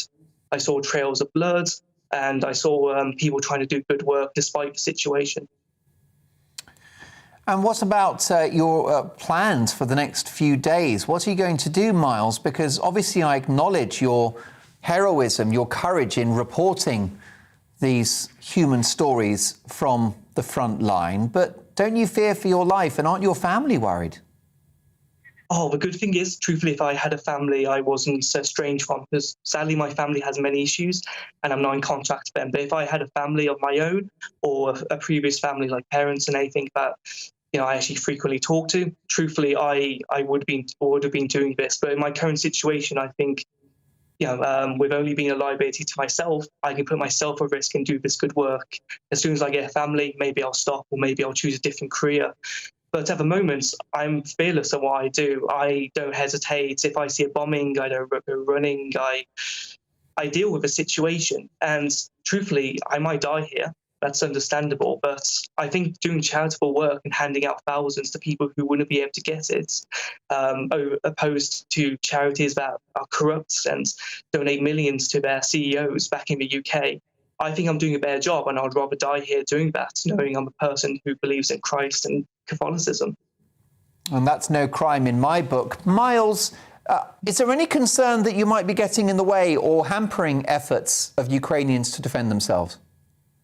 That's something I have to think about, and it's something I don't want to do. But when I was hanging out with the Ukrainian Special Forces, they were welcome to have me, and they also wanted me to send out a message. But when I go on the media, they wanted me to say that thank you for coming, and also thank you for everyone who's planning to come over. And if you come over to Ukraine, if you're British or whatever your background is, they'll treat you like brothers. And I think they were inviting of what I was doing. But at the same time, I know there's a fine line between what I do and becoming a scummy journalist who pushes their way into things, like you see with some big news companies. And I won't cross that line, or at the very least, I'll try not to. Well, all of the footage that we've been playing during the interview have come from you, from your smartphone and camera, including footage from Afghanistan as well. You're a remarkably brave young man. I know that I speak on behalf of my viewers to say, please take great care. We don't want you to come to harm. You're a remarkable young man, and you definitely got cojones. So, look, I wish you well. Stay safe, and do keep telling the stories of those Ukrainians as they defend themselves against Russia. And I hope you'll join us on the show again soon. I hope so too. I'll be doing some good work, and I'm sure I'll come back in one piece to see you again, guys. Definitely. Come and see us in the studio. You'll get a warm shake of the hand from me. Brilliant stuff. Thank you so much to Miles Routledge there, reporting live from a war zone in the heart of Ukraine. Coming up, with the world focused on Putin, are we letting China off the hook? The social media sensation Zuby is uncancelled at 10:40. But next in the media buzz, as Kanye West, the pop star, debuts his latest music video showing him kidnap his ex-wife's new boyfriend, how do you deal with an ex as problematic as the rapper and former presidential candidate Kanye West? It's creepy, isn't it? What do you do about the ex that won't go away? Is it stalking? Is it a crime, do you think?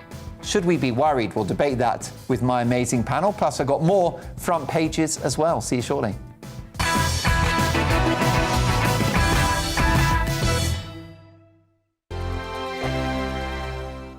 GB News is the UK's home of discussion and debate from all perspectives. To stay up to date on the latest stories, make sure that you subscribe to the GB News channel right here on YouTube. You can watch us live 24/7 across the whole world. You can also check out exclusive content and catch up on previous episodes of your favourite shows. Every day, we ask the questions that you'd ask, so why not add your voice to the conversation in the comments section? Don't forget to subscribe. We are GB News, Britain's news channel.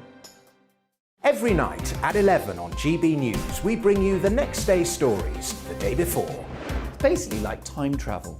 If it's a big story, we'll cover it, guaranteed. But we'll also have some fun along the way. Big opinions, big laughs. Sometimes big hair.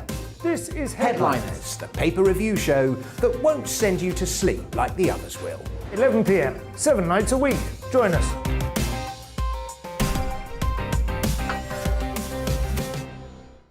Hello there, I'm Eamon Holmes. And I'm Isabel Webster. And we hope you can join us for Breakfast with Eamon and Isabel. You make me laugh out loud, belly laugh. Is that important first thing in the morning? Yeah, absolutely. And there's me trying to be deadly serious.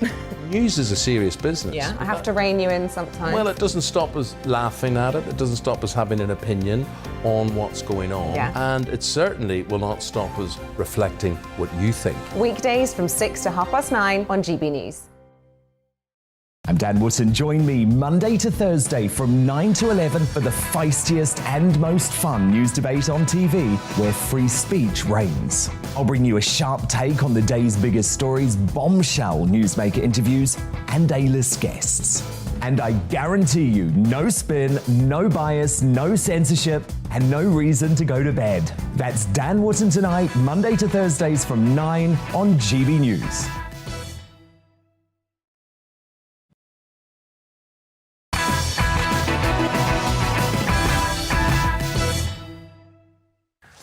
Lee says, hi, Mark. The UK, America and the rest of the world are terrified of Putin and what he's capable of. That's why they're hitting Putin and Russia with pathetic kindergarten-style sanctions instead of actually doing something to stop his invasion of Ukraine. The West is standing by and watching this happen, and it will continue to happen until Putin has had enough or fulfilled his desires, which could take years. Putin needs taking out now. This needs to end now.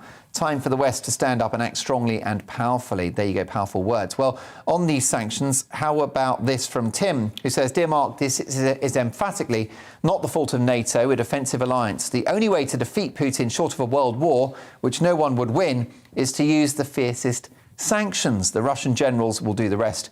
Amy, your panellist, is absolutely right. Tim, thank you so much for that. Lots of people actually emailing in to say they agree with what Amy had to say. If anything, says Frank, however, sanctions make the situation 100 times worse. We'll get to more of your opinions shortly, but now let's have the front pages, shall we?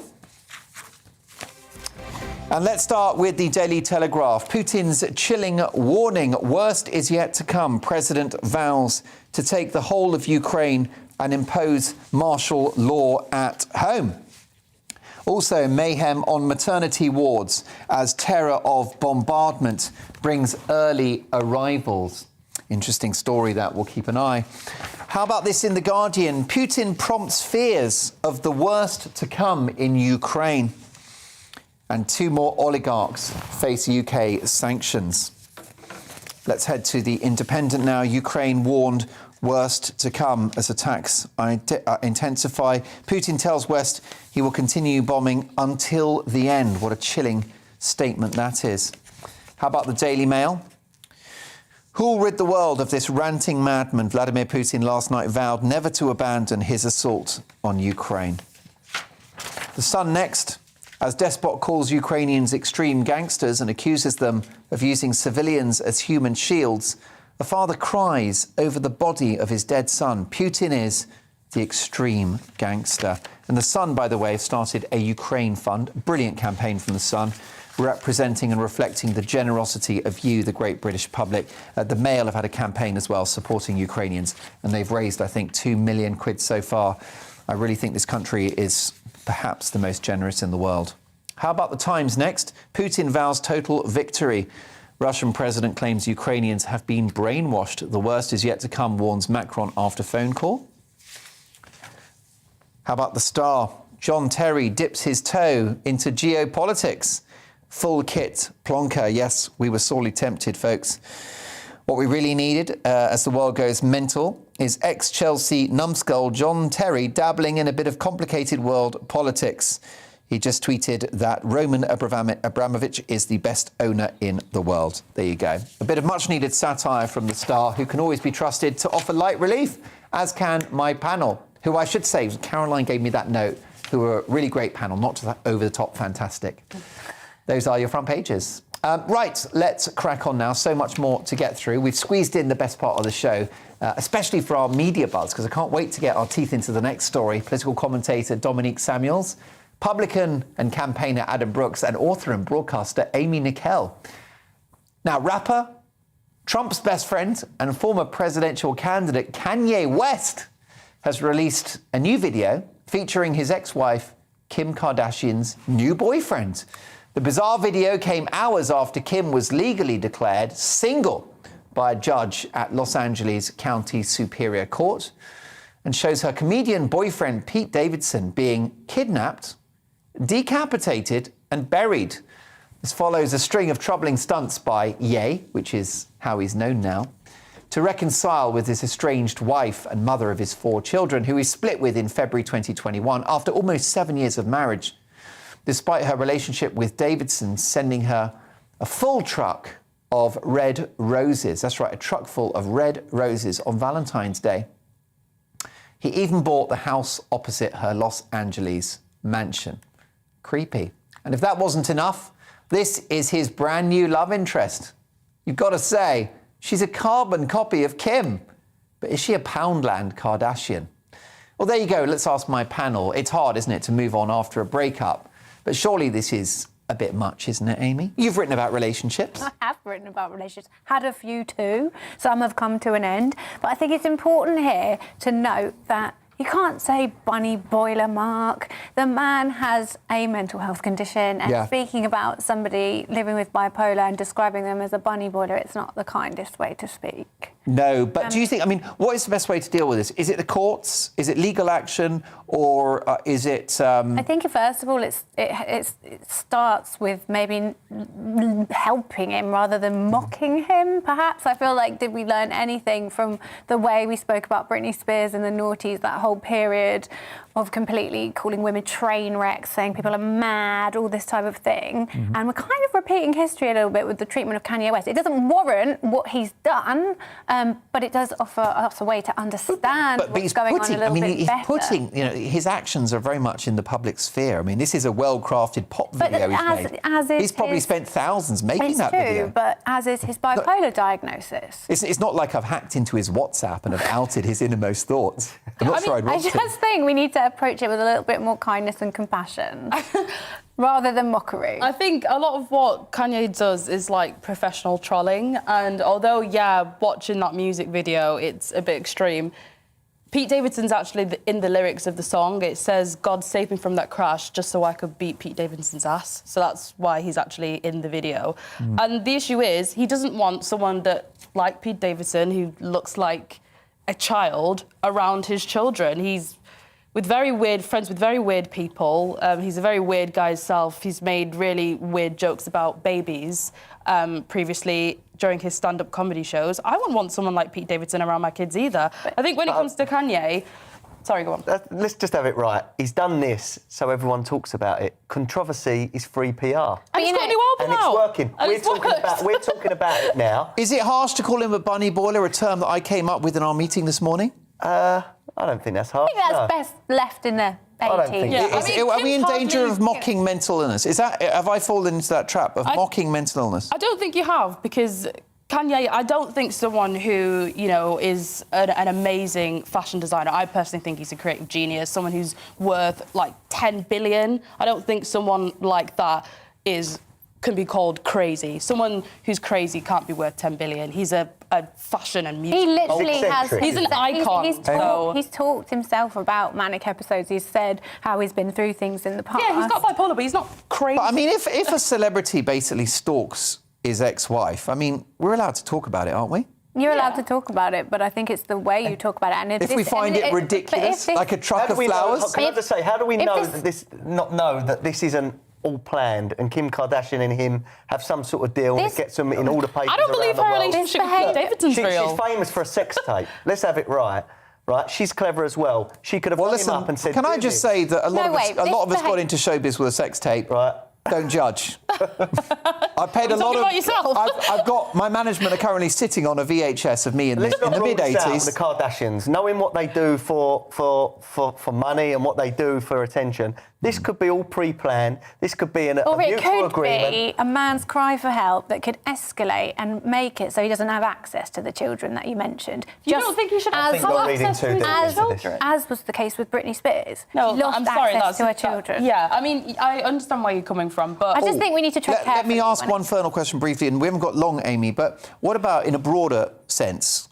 If there's an ex that won't let go, OK, let's just sort of speculate that there's no mental health issues, but just there are people that are unable to move on. What is the best way? If you've got an ex that won't move on, how do you handle it? How did you handle it? It's easy. What do you do? Get their phone number, plaster it onto pamphlets and say they are up for childcare, tree surgery, any household chores, cleaning, and then plaster it around the local neighbourhood.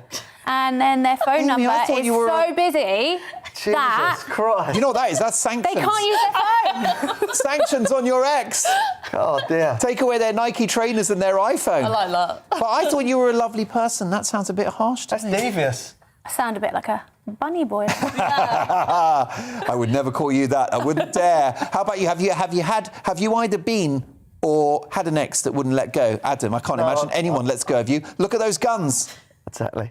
I've been with my wife since I was 18 years of age, so... Oh, that's so sweet. And I hope she's never my ex. Do you know what? That takes stalking to a new level. Exactly. The poor woman. We met, you know what? We met in Magaluf. She was 16, I was 18.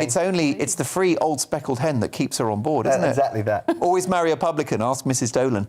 How about you briefly? Have you been in or have you been in a relationship where you or the other one wouldn't let go?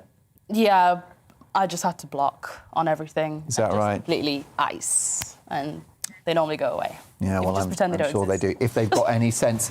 So much more to come. After this, we're going to have the crowning moment of the show as I coronate today's greatest Briton and Union Jackass. But first, with the world focused on Putin, are we letting China off the hook? The social media sensation Zuby is uncancelled. He'll be here just after we take a look at what's coming up in Monday's show and preview a GB News special scrutinising the life, political career and deadly ambitions of Vladimir Putin coming tomorrow. Let's take a look. Coming up on Dan Wootton tonight with me, Mark Dolan. We'll get the latest on all medical matters, including on COVID, with the positive professor himself, Dr. Carol Sikora. Are we finally at the tail end of this pandemic? GB News' very own voice of reason, historian and presenter Neil Oliver joins us with the issues that have caught his eye. We'll bring you all the latest from Ukraine. Plus, in Uncancelled, we'll catch up with Welsh entrepreneur and anti-lockdown campaigner Richard Taylor. And I'll bring you a look at the newspaper first editions. Reacting to the big stories of the day will be my superstar panel, including the iPaper's Benjamin Butterworth, columnist at the Daily Express Carol Malone, and political commentator Esther Kraku. That's Dan Wootton tonight with me, Mark Dolan, Monday to Thursday, 9 p.m. to 11 p.m. on GB News. Vladimir Vladimirovich Putin, ex-KGB officer and black belt in judo. He's a diminutive man with a soft voice but a fixed stare that sends a chill down many people's spines. The West is scrambling to try and get inside of the man who has launched an invasion on Ukraine. How far is he prepared to go to get what he wants? And what is it that he wants? Exclusively on GB News, we're going to be looking inside the mind of Putin tomorrow at 2 p.m. Fascinating stuff. We've got so many big shows coming up in the next few days. I have the privilege of being in for Dan Wootton on Monday and Tuesday as well. And the big man is back in the hot seat on Wednesday at 9. And of course, do join me for my weekend shows as of 9 p.m. tomorrow night. It's time now for Uncancelled, in which Britain's top commentators speak out on controversial issues without the fear of the cancel culture sweeping the rest of the media. No one gets cancelled on my watch. Now, Vladimir Putin is a despicable tyrant, but it does seem that focus on him has miraculously eradicated COVID, with not a peep from the MSM since the war in Ukraine began. It's also taken attention away from the place where the pandemic originated, China. In my view, we should be more worried about China. Not only did the Chinese lie and obfuscate about the virus that resulted in the deaths of millions across the globe, they've been allowed to have the Winter Olympic Games, whilst at the same time torturing and enslaving their own citizens. There are also fears that they are in cahoots with Russia, based on alleged and subsequently denied Western intelligence, that they knew of Putin's plans beforehand. And there's a real danger the war being waged in Ukraine could provide the perfect smokescreen for China to take on Taiwan, a territory it has always vowed to one day seize. So, with so much focus on Putin and his evil henchmen, have we let China off the hook? Joining me to discuss this now is activist, rapper, entrepreneur and freedom fighter Zuby. Hi, Zuby. Hey, Mark, how's it going? I'm really well, properly starstruck to have you on the show. Been a big fan of yours for a long, long time. Love watching you when you're on with Dan. Love your podcast. Love your music as well. Have we let China off the hook? Yes, I think so. And I think that's been the case prior to this entire Russian invasion of Ukraine kicking off.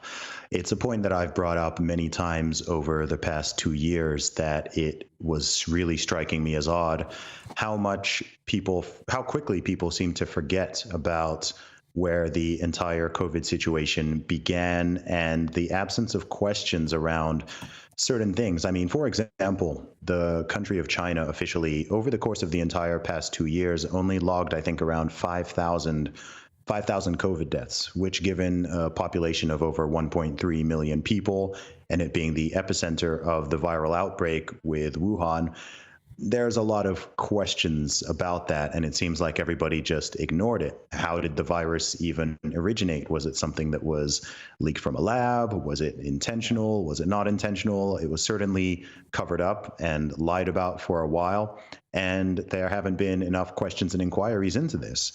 Did the U.S. government, via the NIH and the gain-of-function research, was that something that was potentially funded by the U.S. taxpayers, which even led to the creation or the formation of the virus itself? I don't know, but these are possibilities, these are questions, these are things that are on the table. And then beyond that, of course, there are other actions that the CCP government has taken. There's the entire situation that's been running for years with the Uyghur Muslim minority population, which is not talked about very much, or if it is, it tends to be glossed over. So I think there are a lot of things that are going on, and I think that what happens oftentimes with both social media and mainstream media is everybody's attention gets redirected and focused very quickly on one thing, and then they very quickly forget about everything else. So while, of course, there should be a lot of attention and talk and focus on the situation that is transpiring in Ukraine, I think it's important that people think on a more holistic level and think about some of the things that are not being discussed.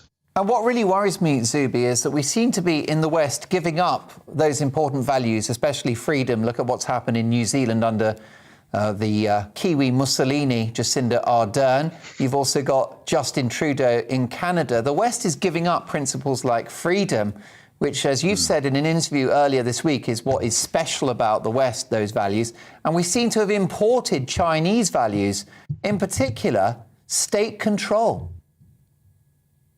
Yeah, I think, look, if we're going to, we are speaking as Westerners, and I think that if Western individuals and leaders in particular are going to be talking publicly about concepts such as freedom and liberty and upholding democracy and so on, it's very important that they are not hypocritical on these issues. So I have to be honest, it is strange seeing some of these leaders who have thrown these ideas out of the window for the past 2 years when it comes to their own citizens, going out there and wanting to condemn and lecture other nations and other leaders, and then start talking about liberty and freedom and these sorts of things when they've done a very poor job of upholding it. And this is another reason why I've been making some of the points I have been over the last couple of years. It wasn't simply about, COVID or a pandemic situation. It's more about, if we have these values and these principles and we believe that these are truly important, then we can't just jettison them as soon as there is some sort of threat, whether it is real, exaggerated, or imaginary.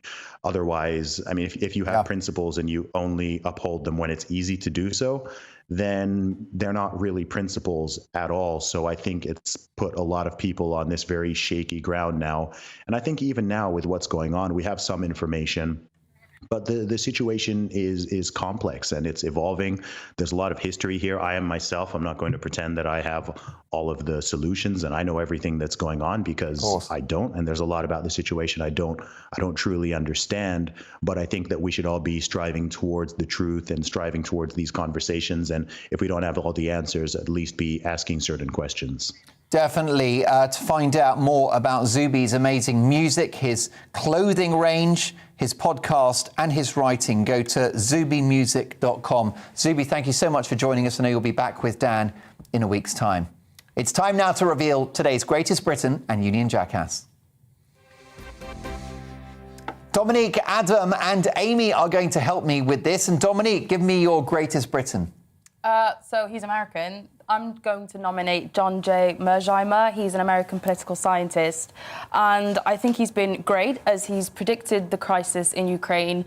He predicted the crisis years ago, and he's been fantastic on the rise of China. If only we'd listened to this academic sooner. So check him out, please, guys, because he'll give some real needed information on the current situation in Ukraine. Fascinating. How about you, Adam, your greatest Briton? Greatest Briton is British rapper Silky for supporting young Aidan Hersey after his awful bullying ordeal. Got a broken jaw, and Silky took him out and bought him trainers and an iPhone and took his family out. I thought that was lovely. I think that is wonderful. That's my message to anyone watching that's being bullied. It's not acceptable. It says more about them than it does about you. And the one thing you have to do with a bully is stand up to them and say, I'm not having it. How about you, Amy? Who's your greatest Briton? Well, he's not British, he's Ukrainian. It is Zelensky for showing us what amazing leadership looks like and also what being kind of sexy looks like too. Too right. I think we'll allow a bit of objectification on this occasion. In fact, we'll be talking about all the memes around Zelensky in tomorrow night's show. Well, look, I'm going to get behind the brilliant Silky because I think that bullies are just not acceptable and we must say it's not on, especially for a charming young man like that chap who was so cruelly picked on by so-called friends. How about Dominique, your union jackass? Mine is the UK government for refusing to condemn the banning of RT in this country as it was taken off air today. And this is the Russia Today programme. Russia Today, yeah. Yeah, it's the Russia Today programme. Look, it's controversial. You might not watch it. You might not agree with what's there. But you cannot claim to be against authoritarianism and remove TV channels you don't like. That's just not what we do here. OK, how about yours, Adam? My jackass is Jeremy Vine for his horribly distasteful comments on dying Russian soldiers. I thought it was terrible. Well, of course, he's a very popular presenter. I would never criticise a colleague in the industry. But let's take a look at what he said. Yeah, Bill, the brutal reality is if you put on a uniform for Putin and you go and fight his war, you probably deserve to die, don't you? Do you? Do kids deserve to die, 18, 20, called up, conscripted? That's life. Who don't understand? That's life. Crumbs. All right, well, fair enough. How about you, Amy, your union jackass? So my union jackass this week is a certain Gavin Williamson, who is to be awarded a knighthood, which I can only hope is an excuse for the Queen to cut his head off. Oh, my goodness gracious. Another worrying comment from Amy. Fantastic stuff. Well, look, I'm going to get behind... Who's it going to be? Oh, I can't decide. I think it's got to be Dominique. Yeah, I'm going to back... not cancelling any media channel. Thanks to my amazing panel for you for watching, and I'm back tomorrow at 9. Oh. Good evening.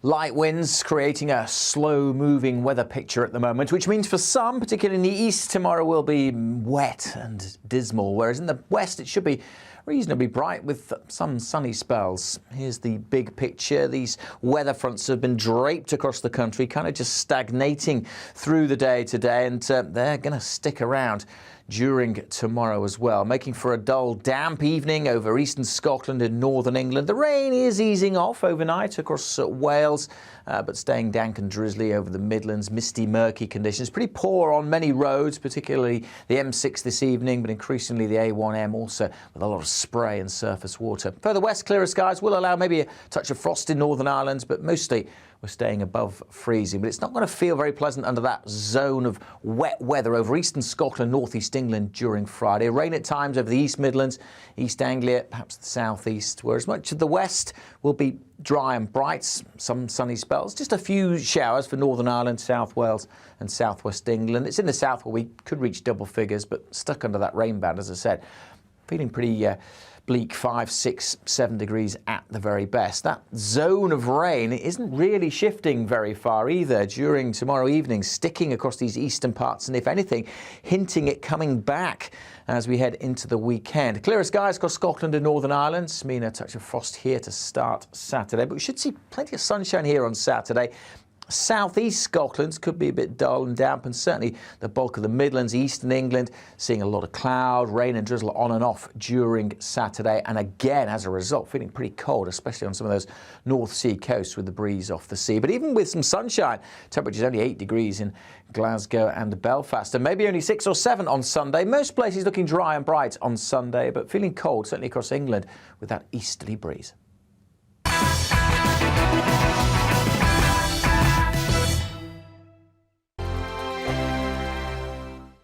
GB News is the UK's home of discussion and debate from all perspectives. To stay up to date on the latest stories, Make sure that you subscribe to the GB News channel right here on YouTube. You can watch us live 24/7 across the whole world. You can also check out exclusive content and catch